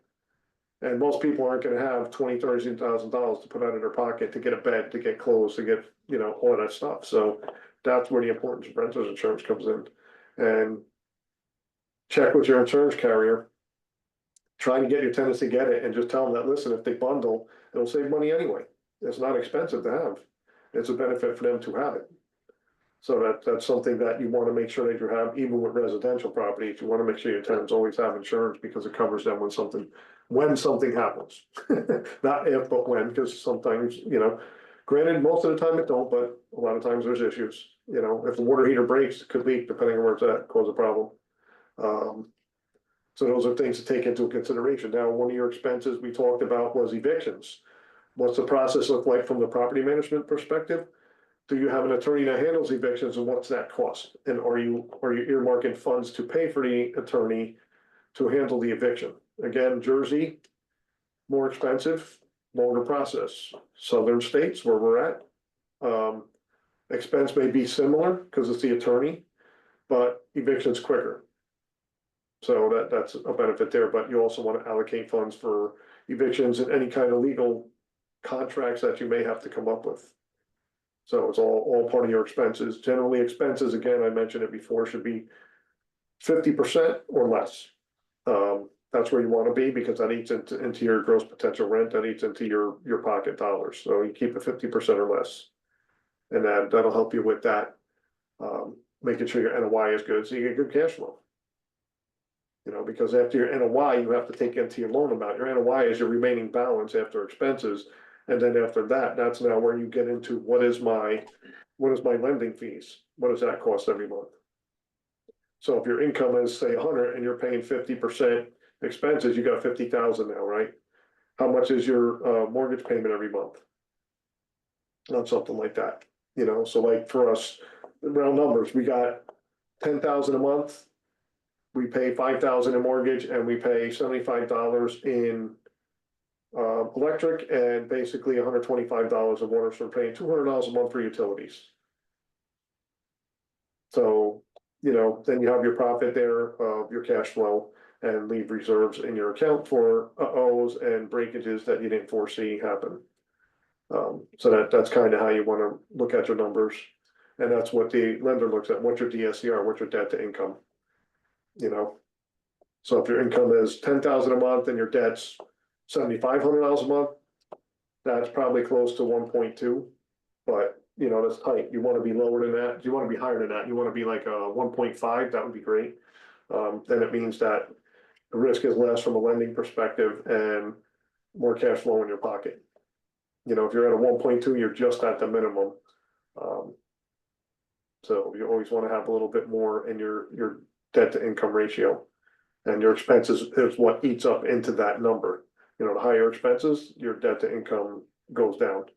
So that means you'll be at a 1.1 or a 1.2. Lenders love to see a 1.7 or plus, but She yeah. does the mortgage things, what did, what do they like? I'm Lorelia. dying. Is that how you pronounce your name? Lorelia? Ask me a question. What's the question? Oh, Tabitha was asking you, what do lenders like to see when it comes to the DSCR number? In terms of what? In What- terms what- of What are they like happy with with? DSCR rate? I mean, I know I work with some lenders where you could be at 1.25 or 1.50. I've seen some that go as low as 1.0. Right, Okay, but if you had a 1.7, they're smiles. Oh, yeah, exactly. Yeah. Yeah, So the I higher know it some is, that's the going better. all the way, they've gone all the way down to 1.0. Nice, nice. Yeah, I know for commercial, it's 1.2 or higher, but like if you had a 1.5, they're all like, oh, that's great. it's 1.5, no, so that's great." asset-based lending's been doing a lot with the assets themselves, that's why I always like them. So, They did our first apartment building So 10 now- years ago. yeah, so, talking about, like Andrew brought up, you're in another State, state. And you're working or thinking about working with somebody as a partner, right? You want to vet that person out as well. Especially if you're gonna be in partner with them on something, because they might not, we didn't follow I our agree. own rules, so if you don't vet the person out properly, yep, you might wind up with problems down the road. So even though everything may look good up front, do a deeper dive on the person and make sure that it's true about what they're telling you and showing you before you jump into bed with them, because, into smaller multifamilies especially. right, you know, even with bigger multifamilies, like we're involved with 144 doors, that's not working out. Smaller ones, it doesn't matter what, even if it's a single family home, you wanna vet the person out that you're working with and partnering with. Because everybody does a nice song and dance, but when it comes down to it, you know, and things go wrong, they're ready to always say, well, you agreed, well, this, well, that, and they don't look at it and have the same, thought process that you do. And then it becomes a problem, and then you wind up in, I would say, like a nightmare scenario for yourself. You give yourself more stress and headaches because things aren't working out the way they should be, because you thought the person was who they said they were, but they're not. You have to excuse me, I'm dying. So, you know, like, even though like a lot of people will do LPs, they'll invest in a apartment complex and just expect the, you know, the IR, ARR and AR, yeah, sorry, AAR, IRR and the cash flow, but you really don't get cash flow. You just get your returns, and then at the end you get your overall return. But then all of a sudden, there's a cash call because they underestimated the repairs, or they overspent on some repairs. And then it gets to the point where they stop sending distributions because they're not earning enough income out of it, because their potential rent scenario didn't work out the way they thought. Or their vacancy numbers aren't working out the way they thought because it's not as good of a project as they thought. So you wanna always vet the people out and So let have me- them let show me you ask you what this. they've done. Let me ask you this, Scott, I don't mean to interrupt you. What recourse on both ends, because I know you're talking about if it doesn't work out, what recourse do you all have in place with you and Tabitha? Like you said, you're taking on partners, but you feel like something isn't hairy. I mean, like what, what recourse are you all gonna do for that person to, for them to get out of the deal? Do you all give them their money back? And then, of course, they lose their position because clearly I know you have an attorney who's gonna write up the paperwork, whereas, they're gonna get some type of recourse if you all don't feel like, hey, this person is not who they say they are. Right, well, first of all, the first step is the paperwork and your attorney. And, being that you're an LLC, you always have to have an attorney on board with you. So you have to have that conversation with the attorney and find out what the steps are in the process is of, depending on the situation and what the problem is. Is it something that's really bad, or is it something that's, yes, we can resolve this, but you have to have the conversation with your partner. So there's two kinds of partners. There's partners in the fact of, like, when it comes to commercial space, they have what's called the passive investor, who's the LP, and the general partnership, which is the active investors. The general partnership's the ones that manage the property, turn the asset, get it to where they said they were gonna get it to, and the LP has no say. They just have to wait and hope for the best. So as an LP, you need to vet out the GPs and make sure they are who they say they are, look at their track record, and ask them questions about how are you gonna handle this if it's not gonna work, or if it doesn't work, did you look at the numbers, what's the answers, and not just deal with one specific person. Because when you deal with one specific person, it's like a funnel.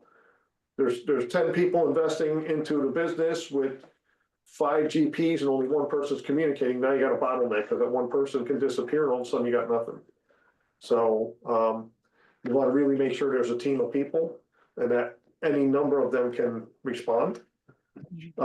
And talk to the attorney, make sure it's in writing. Oh, wait, isn't that an attorney on here? Right. And what's your course of action? So if you're on the operations side now, you are part of that team with the person that's not handling their responsibilities. There's Manu. Manu He's happens got to be an attorney. So how do you handle that with the partner that you're involved with on the operation side? Like, how are you gonna communicate to them? Buy them out, potentially? What's the contract you have with them? What's the agreement you have with them? So the attorney is involved on that side as well, like, because you have to, what did you document and come up with when you do that? Because if they're not, like, if you're 1,500 miles away and they're not pulling their weight, what are you gonna do? How are you gonna handle that from your side? So these are. And that's why I asked that question, because I think the question in hand would be, what's going to be the recourse on, on my end, if I was to invest in something, and I'm not happy, what do I have in place? Because like you said, if I'm coming in as a passive partner, I mean, clearly there are going to be things outlined in your documents that's going to say, Right. This is the recourse that I can get. Yeah, When you go into the bigger syndication deals, you're in it and you're stuck You for don't get- 5 years. there's nothing. So If there's you go- nothing in that, so. Like, we always, as we're doing things, we always show our lenders, like, hey, this is where we're at, this is what's going on for the smaller stuff. Yeah, there are some provisions made if you're in a syndication, if there's some kind of an emergency that you need to get out, but that's like last resort emergency. It's not something you can just say, well, I don't feel like being in here anymore and I want my money back. That doesn't, you can't do that. Right, But, and that's all spelled out in the documents that you get. I mean, You might not get your money back at the end anyway, either. yeah, there's. So no- that's why I brought that up, because the recourse should be all outlined in the paperwork. If people read it, go over with their Right. attorney, because Right. it'll say both parts, like, like you said. Well, Go ahead. yeah, it is. The thing with the bigger syndications, honestly, if you don't have the funds to lose, don't get in it. I agree, yeah. That's one of the big things. Like what we do are the smaller deals, 20 to 50, which that you become a partner in it. So you have a say with what's going on. You check the property out, you get on the calls with us, we Zoom you get to see what's going on, you have a say. Yep. So you see what's going on with everything. Everything becomes transparent as if you are the owner So you're passively collecting it, but you're actively investing at the same time. Right, without doing That's all the what work. that's what we look to do. So me, I personally love to get the properties upgraded, updated, and rehab the right way and give these people a home. Like our tenants that we have, not only do they thank us, I mean, but we've given them cards and a gift card to say thank you for being a great tenant also, that to the point where they've cried and posted it on Facebook that says, look, they've created a family for us and they never want to leave our building. We had one that said 6 months, that's all she's going to be here is 6 months. 7 years later, and she was crying to leave. Yep. Because she had to. It's not And because they you know- want to, because they had to. Yeah. You know, And their you- family grew. So Are you putting together, you're not putting together a fund, so when you do your investments and you're taking on partners, it's only one partner, or I guess maybe you know, I don't know if it's a couple, but it would just be on that one asset, right? It's not a whole bunch of, correct. okay. Yeah, we haven't started the fund yet. We do want to start a fund, and it's what's called an open-end fund to invest in, especially the student housings around different areas that we know have great colleges, growing colleges.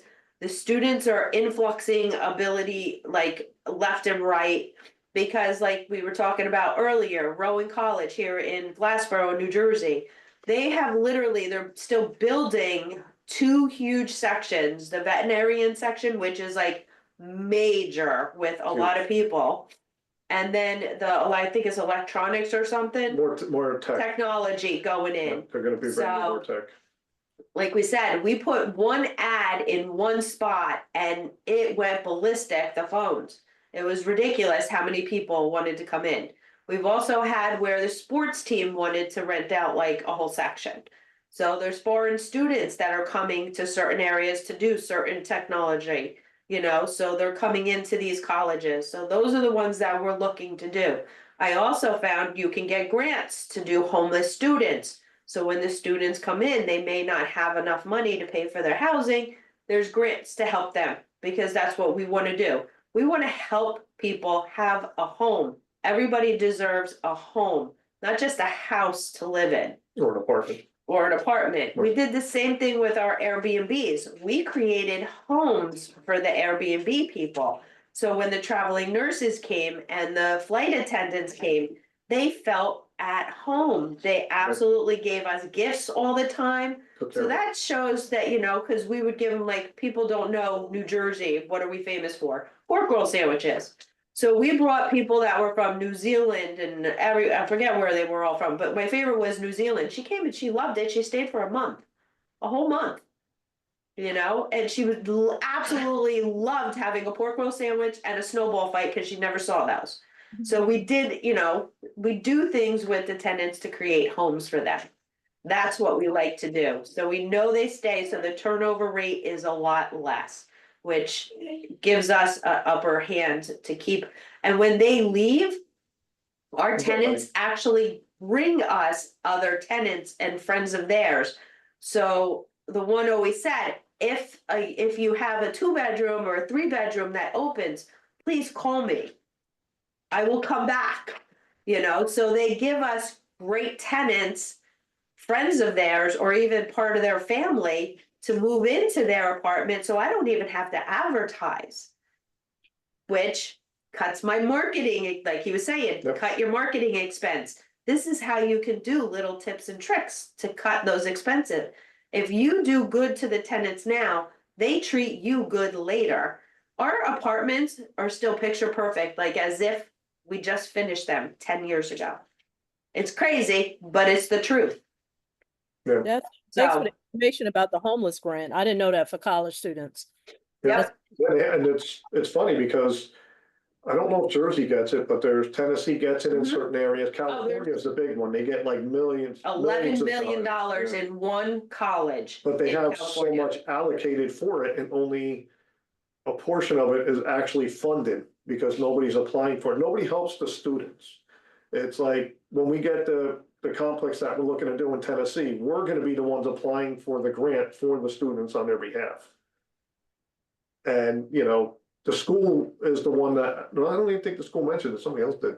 But I found it, you know that when you watch God says, hey, it's time to get up at 5 o'clock in the morning and turn on the news type of thing? Well, I did, and one Okay. blip told me that there was this program and there was grants, and I was like, oh man, and I clicked the picture of it, and that's how I found out and started doing the research. so, yeah, so And then it's, I talked to the school, yeah, and they said they have that. the homeless students, and yes, they do try to help them the best they can. But they just give them you can sleep here 1 or 2 nights. Yeah, can you get there to 1 or sleep 2 in the nights, gym but and use the that's how they help shower. them. They don't help them get the grants. They don't help find money. They just try to get them a place where they can put their head to rest.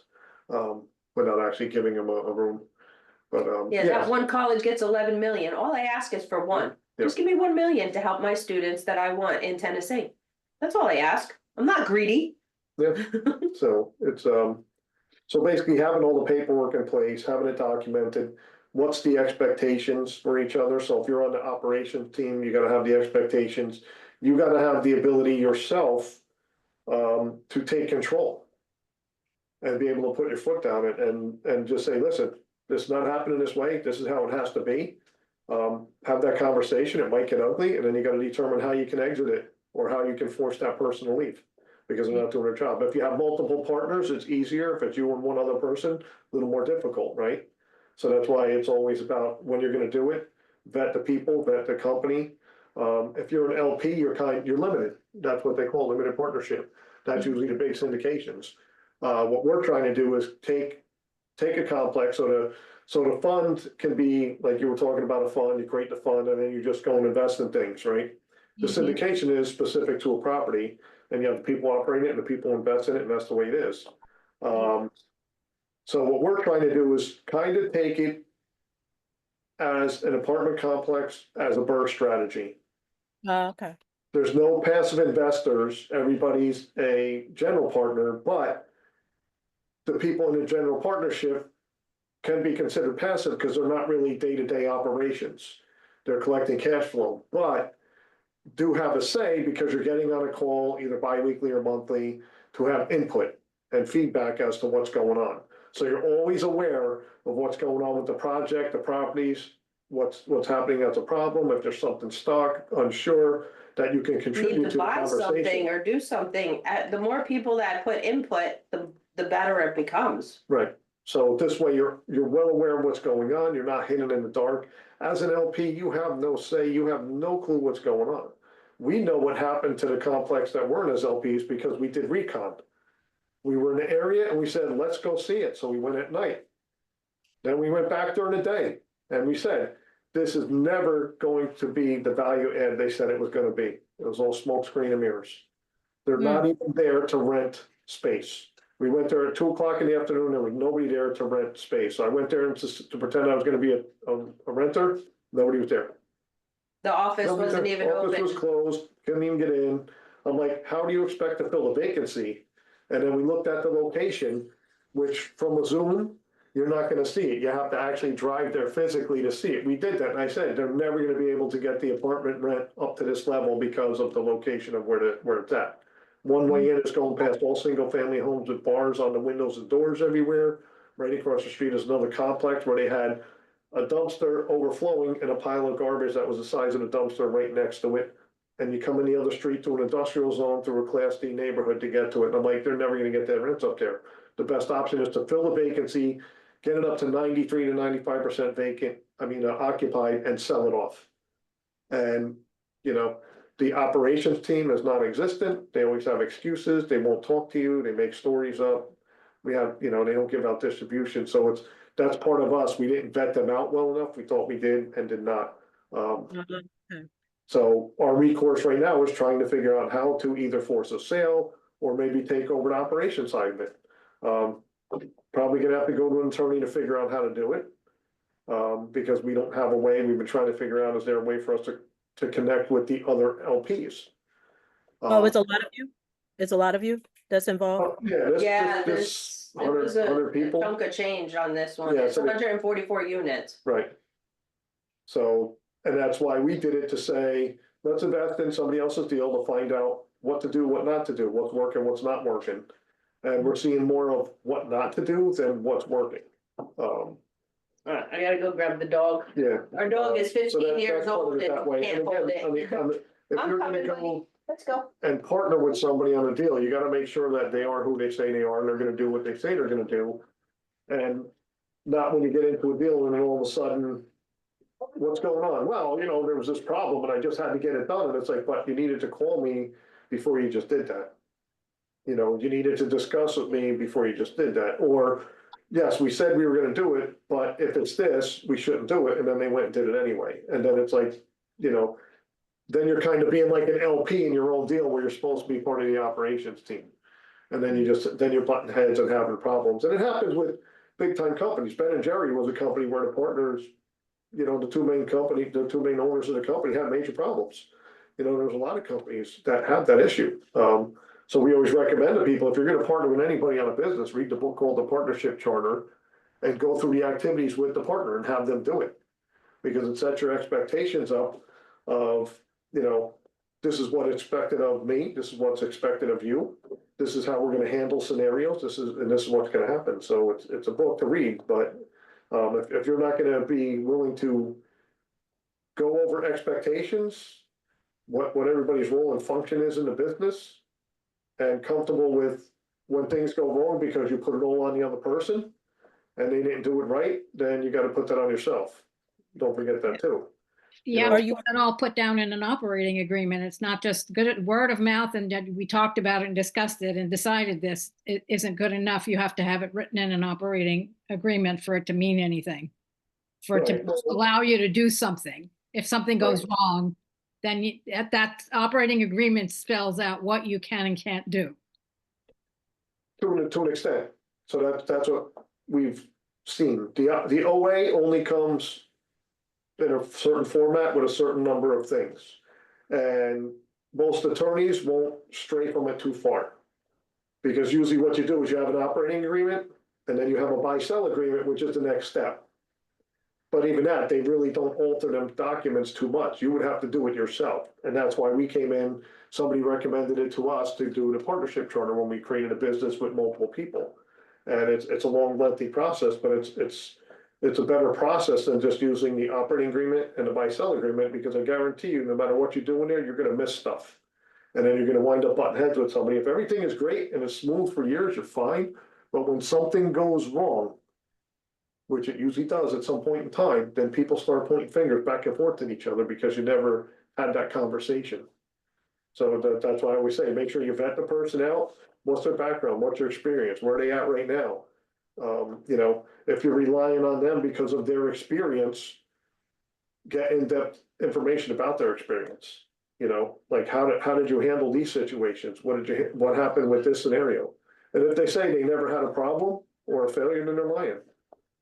I can tell you that Have right you, now. do you get distributions from that, investment, or they're The not one even? out, we haven't gotten a distribution in over a year.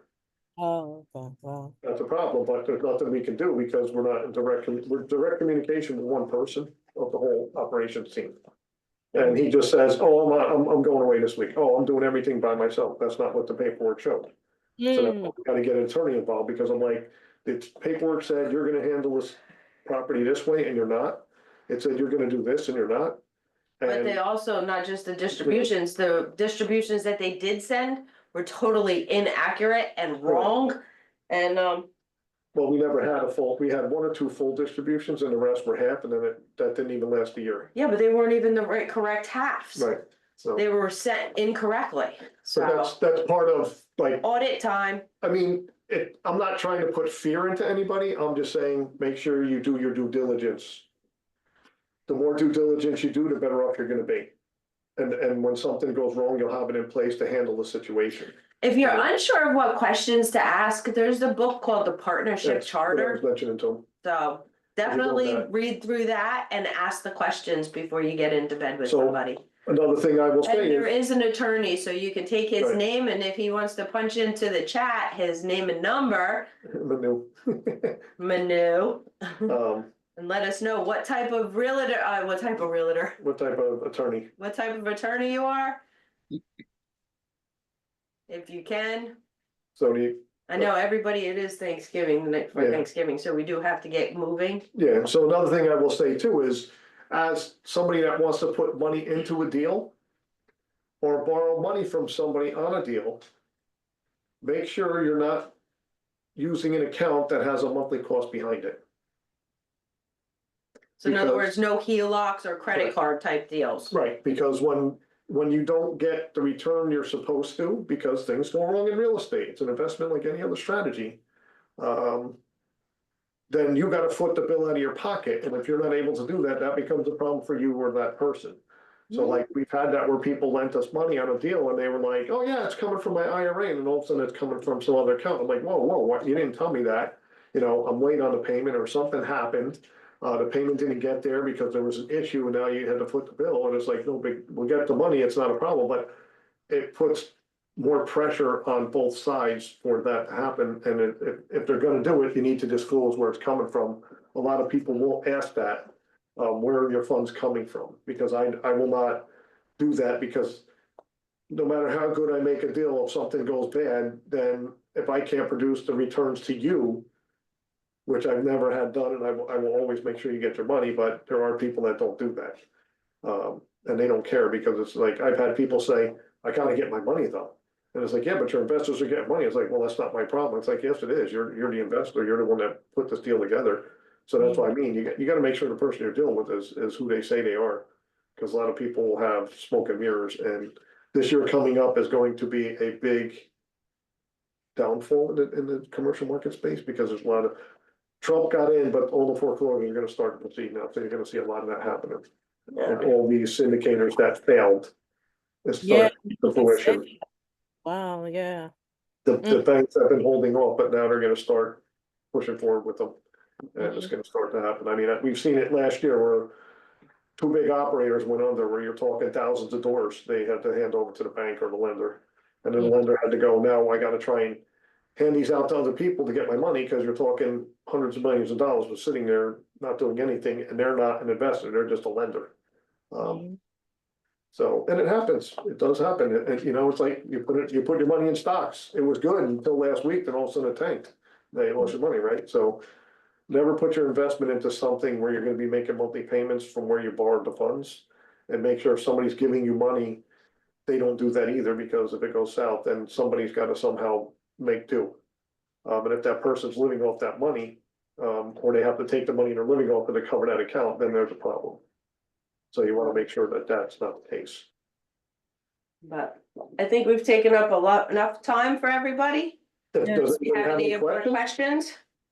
No, I'm good. You all have a great Thanksgiving, and Yeah. whenever we'll do a live meeting, I look forward to seeing you all in 2025. Yeah, Us definitely. too, January, we will be back. Okay. Long as it's no snowstorm. And, Hopefully, out of call. Manu put his information in the chat, so. You're in before the you chat, go- Manu? Yeah, I put my information. Thanks. Yeah, and I think you Okay, during the were you present. at the gym? Yeah. What kind of real estate do you do Attorney as an are you? attorney? So I can basically, by my own practice, there is some creative freedom that I'm not very narrowed, like in terms of some, like, again, in typical law firm you work, then you have to do what they tell you. So and I used to have a real estate license, then I got like real estate brokerage, which I created. So was more geared towards investment. So I can do pretty much all, like, that's what I say. Okay, Okay. well, good he's to know. one of the members of our group, so. Yeah. His information's in the chat if you know how to save it. If you wanna save the chat or copy and paste it, that's fine. And Tabitha was mentioning something, that how to do calculations for a multifamily versus nobody, I think, said anything. I was, wondering, like, if you want to revisit that question and maybe answer. Well, so what calculations are you referring to? No, Tabitha asked the question to the group that if you are moving from one family to multifamily, how do you do the calculations? Which I think she was. Oh, yeah, that's part of what I was talking about earlier. So when you look at a multifamily property, You can look at a 4-door, but I'm talking Yeah, commercial in just go particular. to a 4-door to make it simple. So you basically look at how much rent is each door producing right now, Mhm, and what should it be producing? mhm. So for instance, if you got, you're here in Jersey, so 1 bedroom should be $1,000. That's what the market rent is, and you're only collecting 600, why? Why are you collecting, chances are it needs upgrading, or you're just giving concessions away, meaning you're struggling to get tenants in there for some reason. So that's where the vacancy and concessions come into play. You have to determine what is the problem with them filling the units up and getting the market rent for the units. If it needs work, what type of work? You have to come up with what are the renovations. So a lot of times, if you're buying a property on the market, you ask the broker, what's the renovations look like and what is the budget for the renovations? What's earmarked to do the work? And they should be able to tell you, okay, you're gonna need 12,000 a door, 10,000 a door. What does that look like? Does that, like, you gotta do kitchens, baths, flooring, fixtures, lighting, paint, all of that? Or does that say, okay, you need to do your painting and your fixtures and your flooring and all your kitchens and baths are good, but you have to do the roof. Or you have to do stairways and I mean, are you sidewalks. asking about all of that or just the simple process is like if it's 4,000 coming in, the building is worth about 400,000 because of the rental income. That's just rounding it off if I was gonna Right. ask her, but she So what, disappeared again. so what people do is they go by the 1% rule. Yeah, it's, So what Basic. are they selling it for? And the income should be at least 1% of what the value is that they're trying to get for it. Now, that doesn't mean it's still worth that. That just tells you if you're capturing at least that rent, now let's look at it in a deeper dive to see what the numbers show. right. Because if it's not bringing in 1%, it's not worth that money right off the bat. So if it's that- only bringing in the 600, then you got Right. 12 and 12, so that's 2,400. So now your building just dropped. Instead of 400, it's down to 250, say. Yeah, so now you have to figure out the number, like, okay, why is it only bringing in that amount? So you look at how much vacancy do they have? Okay, so you got 10 units and you got 4 vacancy, that's 40%. If you got 2 vacancy, that's 20%, so you're 80% occupied. A good running building should be 5% or less vacancy. Cause you're usually, like, we're always 100%, except for when we're turning it. But that's pretty much where it's at. So if they got high vacancy, then your income's not there. Now you gotta figure out how you can get the vacancy up, right? The other part is, if it is 100% occupied, why are they not capturing the rent? They're giving away what's called concessions. They're giving away lower rent for the units, right? Or they're offering some other things, 1 month free, 1.5 months free. Now you're not capturing all the rents that way, so your income's less because you're giving away concessions, right? Why are they doing that? Why are they struggling to keep the rents up, keep the vacancy up? What's the deal? So that's why you've got to dig in to figure it out. That's where we came in with before we talked about, here's your rental income value. This is the money you should be getting. Minus your concessions, minus your vacancy, any additional income you might get, say laundry, parking, whatever. And then your bottom line is your gross potential rent, because that's what you're capturing right now. You're not capturing your full rental value. Yep. So now you're down here. Now you take out your expenses and now you're left with your NOI. That's before debt service. Does that DSCR equal 1.2 without debt service even? If you're not at a 1.2, then that building is not worth what they're asking, because the numbers don't lie. They're right there. You know? I am gonna hop off because I am gonna start cooking. So basically, that's what And you I'm wanna do, hungry. is you just So- wanna see what they're capturing for rent, what the potential is. and Have that's a gonna tell happy you that. Thanksgiving and he can finish up. Right, Last question about the current phase market. Prices are much higher than the asking price and bidding. well, yeah, everybody's overinflated, and the bottom line is gonna be this: if you're going to buy a property, can the rents cover the debt? And the debt, and not just the debt, but the expenses. So like, we underwrite properties all the time, like every day. The past couple weeks we haven't, because we've been traveling and all, but, and we're locked up with a deal right now. But we always look at the numbers, and if your DSCR is not 1.2 or higher, okay, if, like, so for instance, say they're saying the building's worth $1 million, right? 1% would mean you need to be bringing in $10,000 a month, but they're only bringing in $5,000 a month. How are you gonna cover that expense? Your bill alone just for your mortgage and your debt is gonna be $5,000. That doesn't include any other expenses that you have to pay for. So now you're putting money out of pocket to have that asset. So is that building really worth the $1 million? No, it's not. So now you have to, that's why you have to reverse engineer it and say, okay, for it to be worth $1 million, they need to be getting this much income out of it with that much occupancy and this much concessions and that much income and this much expense. So you have to look at, they always say, what are the deltas? So if your expenses is at 65%, that's a problem. Why are your expenses at 65%? What delta line in the expense item stands out to say this is a problem? Is it your property management fee? Is it your maintenance? Or are your utilities way overpriced? Are you paying an attorney more than you should be getting? Are you paying higher taxes than you should be? You know, so there's all different things that could be causing the high expenses. So you have to look at, can I get the expenses down to 50%? Can I increase the rents enough to cover that and give me a profit? And if I can't, then the number they're asking for is too high and I have to reduce my offer price. But there's always people that have 1031s that just park their money because they don't care. They got to put their money somewhere so they don't pay taxes. So they always go in and buy on things like that. Or you'll have a hedge fund that'll come in and buy it. They don't care if it's a write-off compared to the other stuff. So you can't, there's no emotions in it. It's all numbers. If you like the place, that's great. Make sure the numbers work. And like, we always look for things where we can add value to a property. I don't come in looking for a turnkey because a turnkey is different. When you look at a turnkey, you're not putting any value add into it. So your cash flow numbers are probably going to be low because you don't really have to put money into it. When people move out, your turn numbers are really low because they're not destroying the place. You know, those are usually class B plus and up, B plus and A minus and A. Those are usually turnkey properties. You usually very rarely get a C property that's a turnkey property. They always usually have value add to them. Although like ours, we keep it in really good shape, but I'm sure somebody could come in and say, I'm gonna do this, that, and the other thing and increase the value and charge more rent.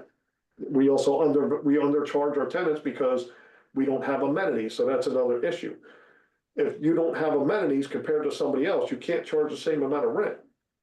Yes, you might get lucky and get it for a while, but after a while, people are gonna look at it and be like, why am I paying you for when I don't have laundry even in the building? And the other people down the road are paying the same rent, and they have it in their apartment, right? So you have to look at those things. Do you offer a gym? Do you offer a pool? So you have to look at, when you're looking at it, you have to look at what's in the market area, what are other landlords doing? So if you're gonna go after back charging for, they call it rubs, back charge for utilities, are the landlords in the area doing it? If they're not doing it, you don't do it, because then you become an oddball, right?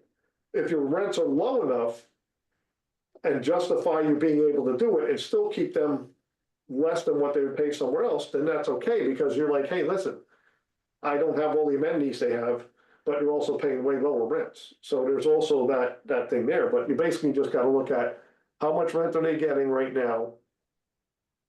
What should they be getting? If it's renovations, what is that budget?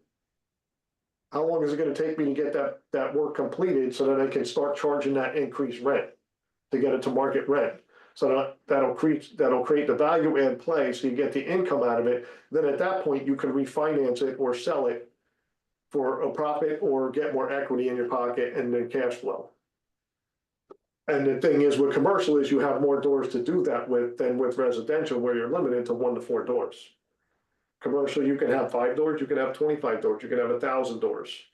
The more doors, the more rent income, the more turn, the more renovations, you know. But overall expense should be about 50% margin. If you can get it less than 50%, that's a benefit, because now you're putting less out of your pocket. That improves your NOI, which improves your value on the property. You know, but the next guy coming in might not be able to manage the property the way you're managing it, so his NOI is gonna drop because he's got more expenses. But if his expenses can be around 50% of what the income is, then he's solid. His DSCR should be at least 1.2 or higher.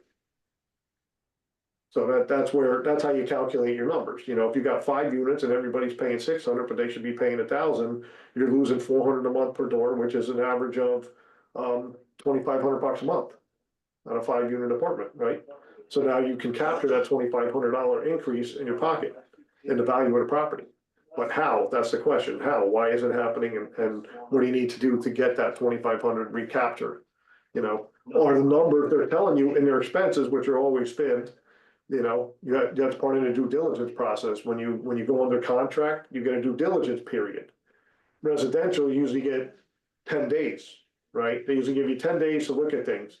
Commercial, I always go for 90 days and then back it down to no less than 45 days, depending on the size. But you want at least 60 days to get all the documentation from them. You want their insurance costs. You want their taxes, their tax records. You want the utility bills. If they have insurance, was there any claims against them? Right? Did they put in for claims? You want all their checking accounts. You want to order the utility bills. You want to see that for a 2-year span. Tax returns. You want to see statements from contractors for estimates of work and statements for work completed. You want to see the receipts showing what they did, what they didn't do, verified. This is all going to tell you what the numbers truly are, because not everybody's 100% true of what they do. They always lie to get more money out of it. They try and hide it, and that's part of your due diligence period. When it comes to commercial, you get a longer due diligence period than residential. Residential is usually 10 to 14 days, which means you got to get it inspected, and you got to determine based on an inspection, is it worth me buying? Same thing with commercial, but it's bigger, so you get more time to do that in. And you ask for the information over a span of time, because they were supposed to be making this money, generating income, paying those expenses. They can put anything they want on a Word doc or a spreadsheet. You want to verify that what they put on that spreadsheet or that Word doc is accurate by seeing the actual information. And that's how you basically, you know, that's how you're going to come up with, am I moving forward or not? You know, but to calculate it out is basically based on, here's their expenses, what they tell you, here's the income, why is it there, what can it go to? You know, you're going to know based on the market area, what are rents in the area for a 2-bedroom, 1-bath, 900 square foot apartment going for, right? And then you say, okay, why aren't they capturing it? You got to figure that out. Depends on the operator, depends on the condition, the age. Age is a factor. You also want to determine that too. If you're looking at commercial property, what's the age of the property in the market area? And depending on how old it is, could limit your lenders.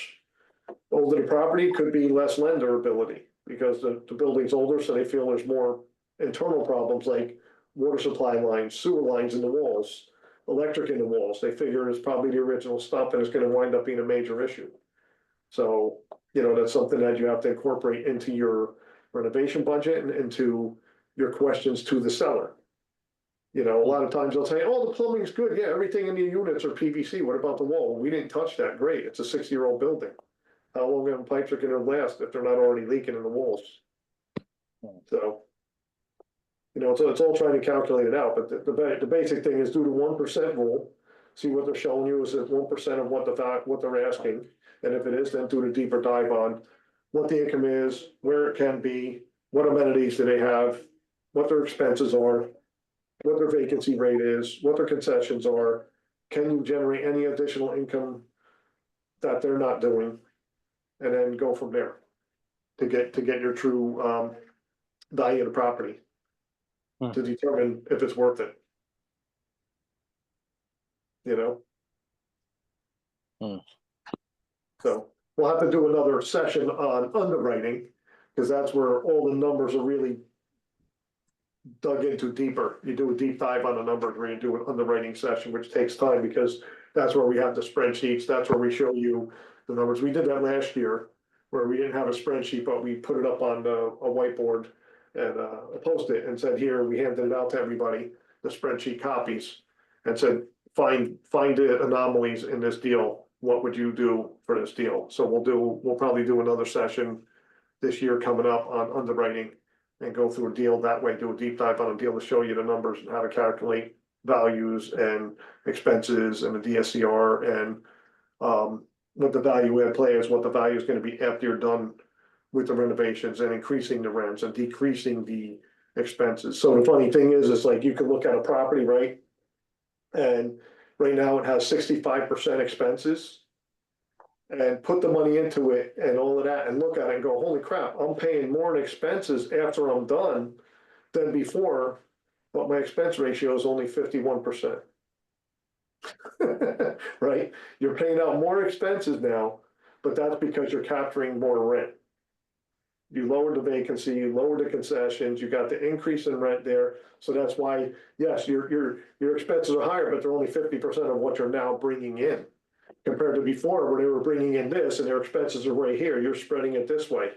You grow the income and you reduce the expenses, even though it's still higher than what you were doing, it's because your income is higher. And like I said, property management, depending on what you want to do, is a big question. Because it's anywhere from 4 to 8 or even 10%, depending on the company and what they're doing for you. And you have to set that expectation up with the property management company when you sign on board with them. What is it you're gonna have them do? What are you gonna handle or your team is gonna handle? Because that's gonna determine on what happens during your management of this property and your ownership.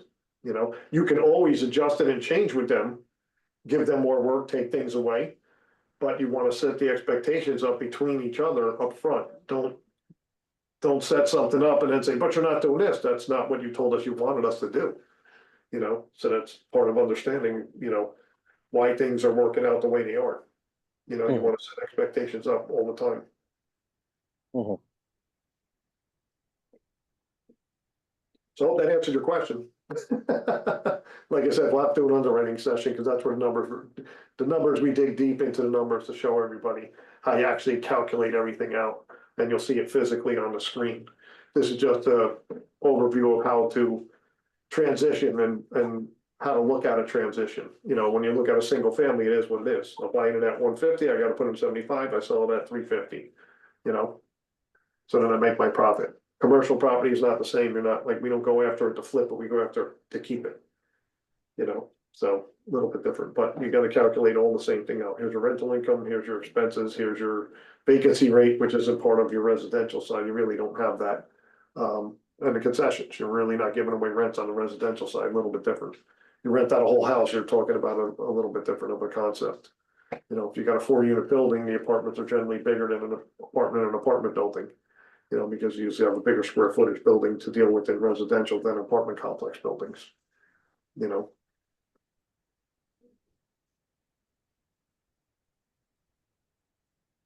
Did I help you, Manu?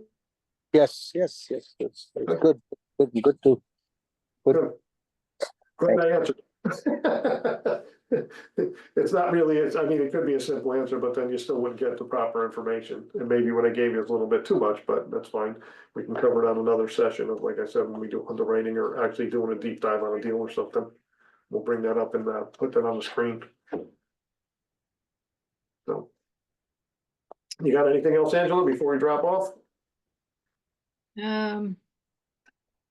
Well, also, if you're gonna be, when you're doing your due diligence, don't forget to get a copy of all the leases so you can do a lease audit to make sure that a lot of people don't tell you the truth about the occupancy, that they may say there's more people there than there are, or there's people there that aren't paying. And that the lease terms that what they're paying agrees with what's in the lease. And that all that money is being deposited in the bank, is being collected and being deposited in the bank.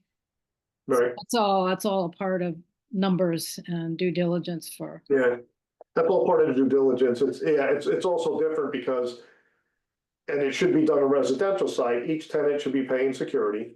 And the security should go into an interest-bearing account separate from everywhere else. But you also want to make sure in the leases that they're not month-to-month leases. They want to be annual leases because lenders don't like month-to-month leases. They don't like short-term rentals on loans. Even student housing becomes an issue with some lenders. So that's why a lot of times when you're looking at somebody that might have a student housing property, the leases kind of look weird because you'll get a master lease and all the tenants are into the master lease, but it's just one lease on top of it, and then all the students are inside of it that way. So it looks like here's a master lease for 12 months. Ours are 12-month leases. They're not term leases. They're not, oh, you're only doing 6 months. No, ours is for a year. So they're there for the whole year. They got to pay for the whole year. And that's how we do that. So when the lender looks at it, it's a lease for an annual lease as a master lease. So that everybody who's on board signs it, they're obligated to pay that lease for the whole year. Our lease also stipulates when it comes to students that if you are leaving, you are to find a student to replace you. Or you have to continue paying on the space whether you're there or not. You're obligated to do that. Our leases are also backed by the parents of the students. So it's not just the students, but the parents also sign up on that. When it comes to regular tenants, you really can't do that because they're just people, but you want to make sure they're not short term. You want to make sure it's an annual lease. And you also want to make sure it's not the property owners or managers trying to lease up the space themselves, because I've seen them do that to make it look good. You know, they just sign a lease with somebody from the property management company, or the property management company will lease out 4 or 5 doors just to make it look like they're filling the doors up, but they're really not. As soon as you buy the property, they're not leasing it anymore. They're not there giving rent because they're not, especially if they're not the property management company, they're not gonna do it. So that's the other thing when you're looking at the leases, but that's all part of the due diligence, you know? Making sure leases are accurate, making sure all the information's accurate. That's why I like doing the underwriting and a deep dive on an apartment building to actually show people what it takes to do it. It's not a simple 1 hour process. It's usually a lengthier process. As you go and do more of them, you get quicker, but the due diligence portion is still a due diligence portion with all the paperwork and everything that you collect and gather. And that's why I said when it comes to commercial property, it takes a little bit more to review all the documentation, you know? Let's look at everything from apples to oranges, you know, and see what's there and what's not, what's accurate and what's not, like, you know. Was the roof really done right? Was the stoves replaced like you said they were, or are they like 10-year-old stoves? You know, like, you'll go in there and the water heater's nice and clean, but it's 15 years old. That's not a new water heater, you know? I've been seeing it where like, the water heater's nice, and I look, I'm like, wow, that thing's 20 years old. That, you know, that should be earmarked as replacement from day one. You know, so those are things that you have to account for going in to make sure that the budget's right, the numbers are right. Make sure you have the right team in place, make sure you have a good attorney that gives you great documentation that not only protects you, but it also protects the seller. You know, you don't want it a one-way street. Negotiations, make sure you negotiate the deal well. You know, there's usually better negotiation with commercial than residential, you know. So you want to negotiate well too. So, and the attorney helps you with that. So it's all good. You gotta have the right team in place, and, you know, it's a little different than residential. Bigger numbers, bigger returns, more people in play. You know, but overall, it's where, you know, if you want to build your wealth and your legacy, that's where you go, commercial space. And then if you really want to get into it, the next step is development, but that's something else. That's not what we're discussing. And like our feeling is, talking to people and seeing what's going on, is transition into something like a 5 to 15 unit building or complex is a safer bet than trying to go after 75 doors as your first multifamily purchase. Because a lot of people have made mistakes doing that, listen to gurus going for training and say, yeah, just go after 120 doors, you'll be fine. No, if you've never rented a single unit or done a single real estate transaction, you should not be going after deals that size. If you've been flipping houses or renting individual families, even going to 75 units is a big undertaking because it's different. You know, it's not the same as renting seven individual homes, you know? So, anything else? Questions, comments?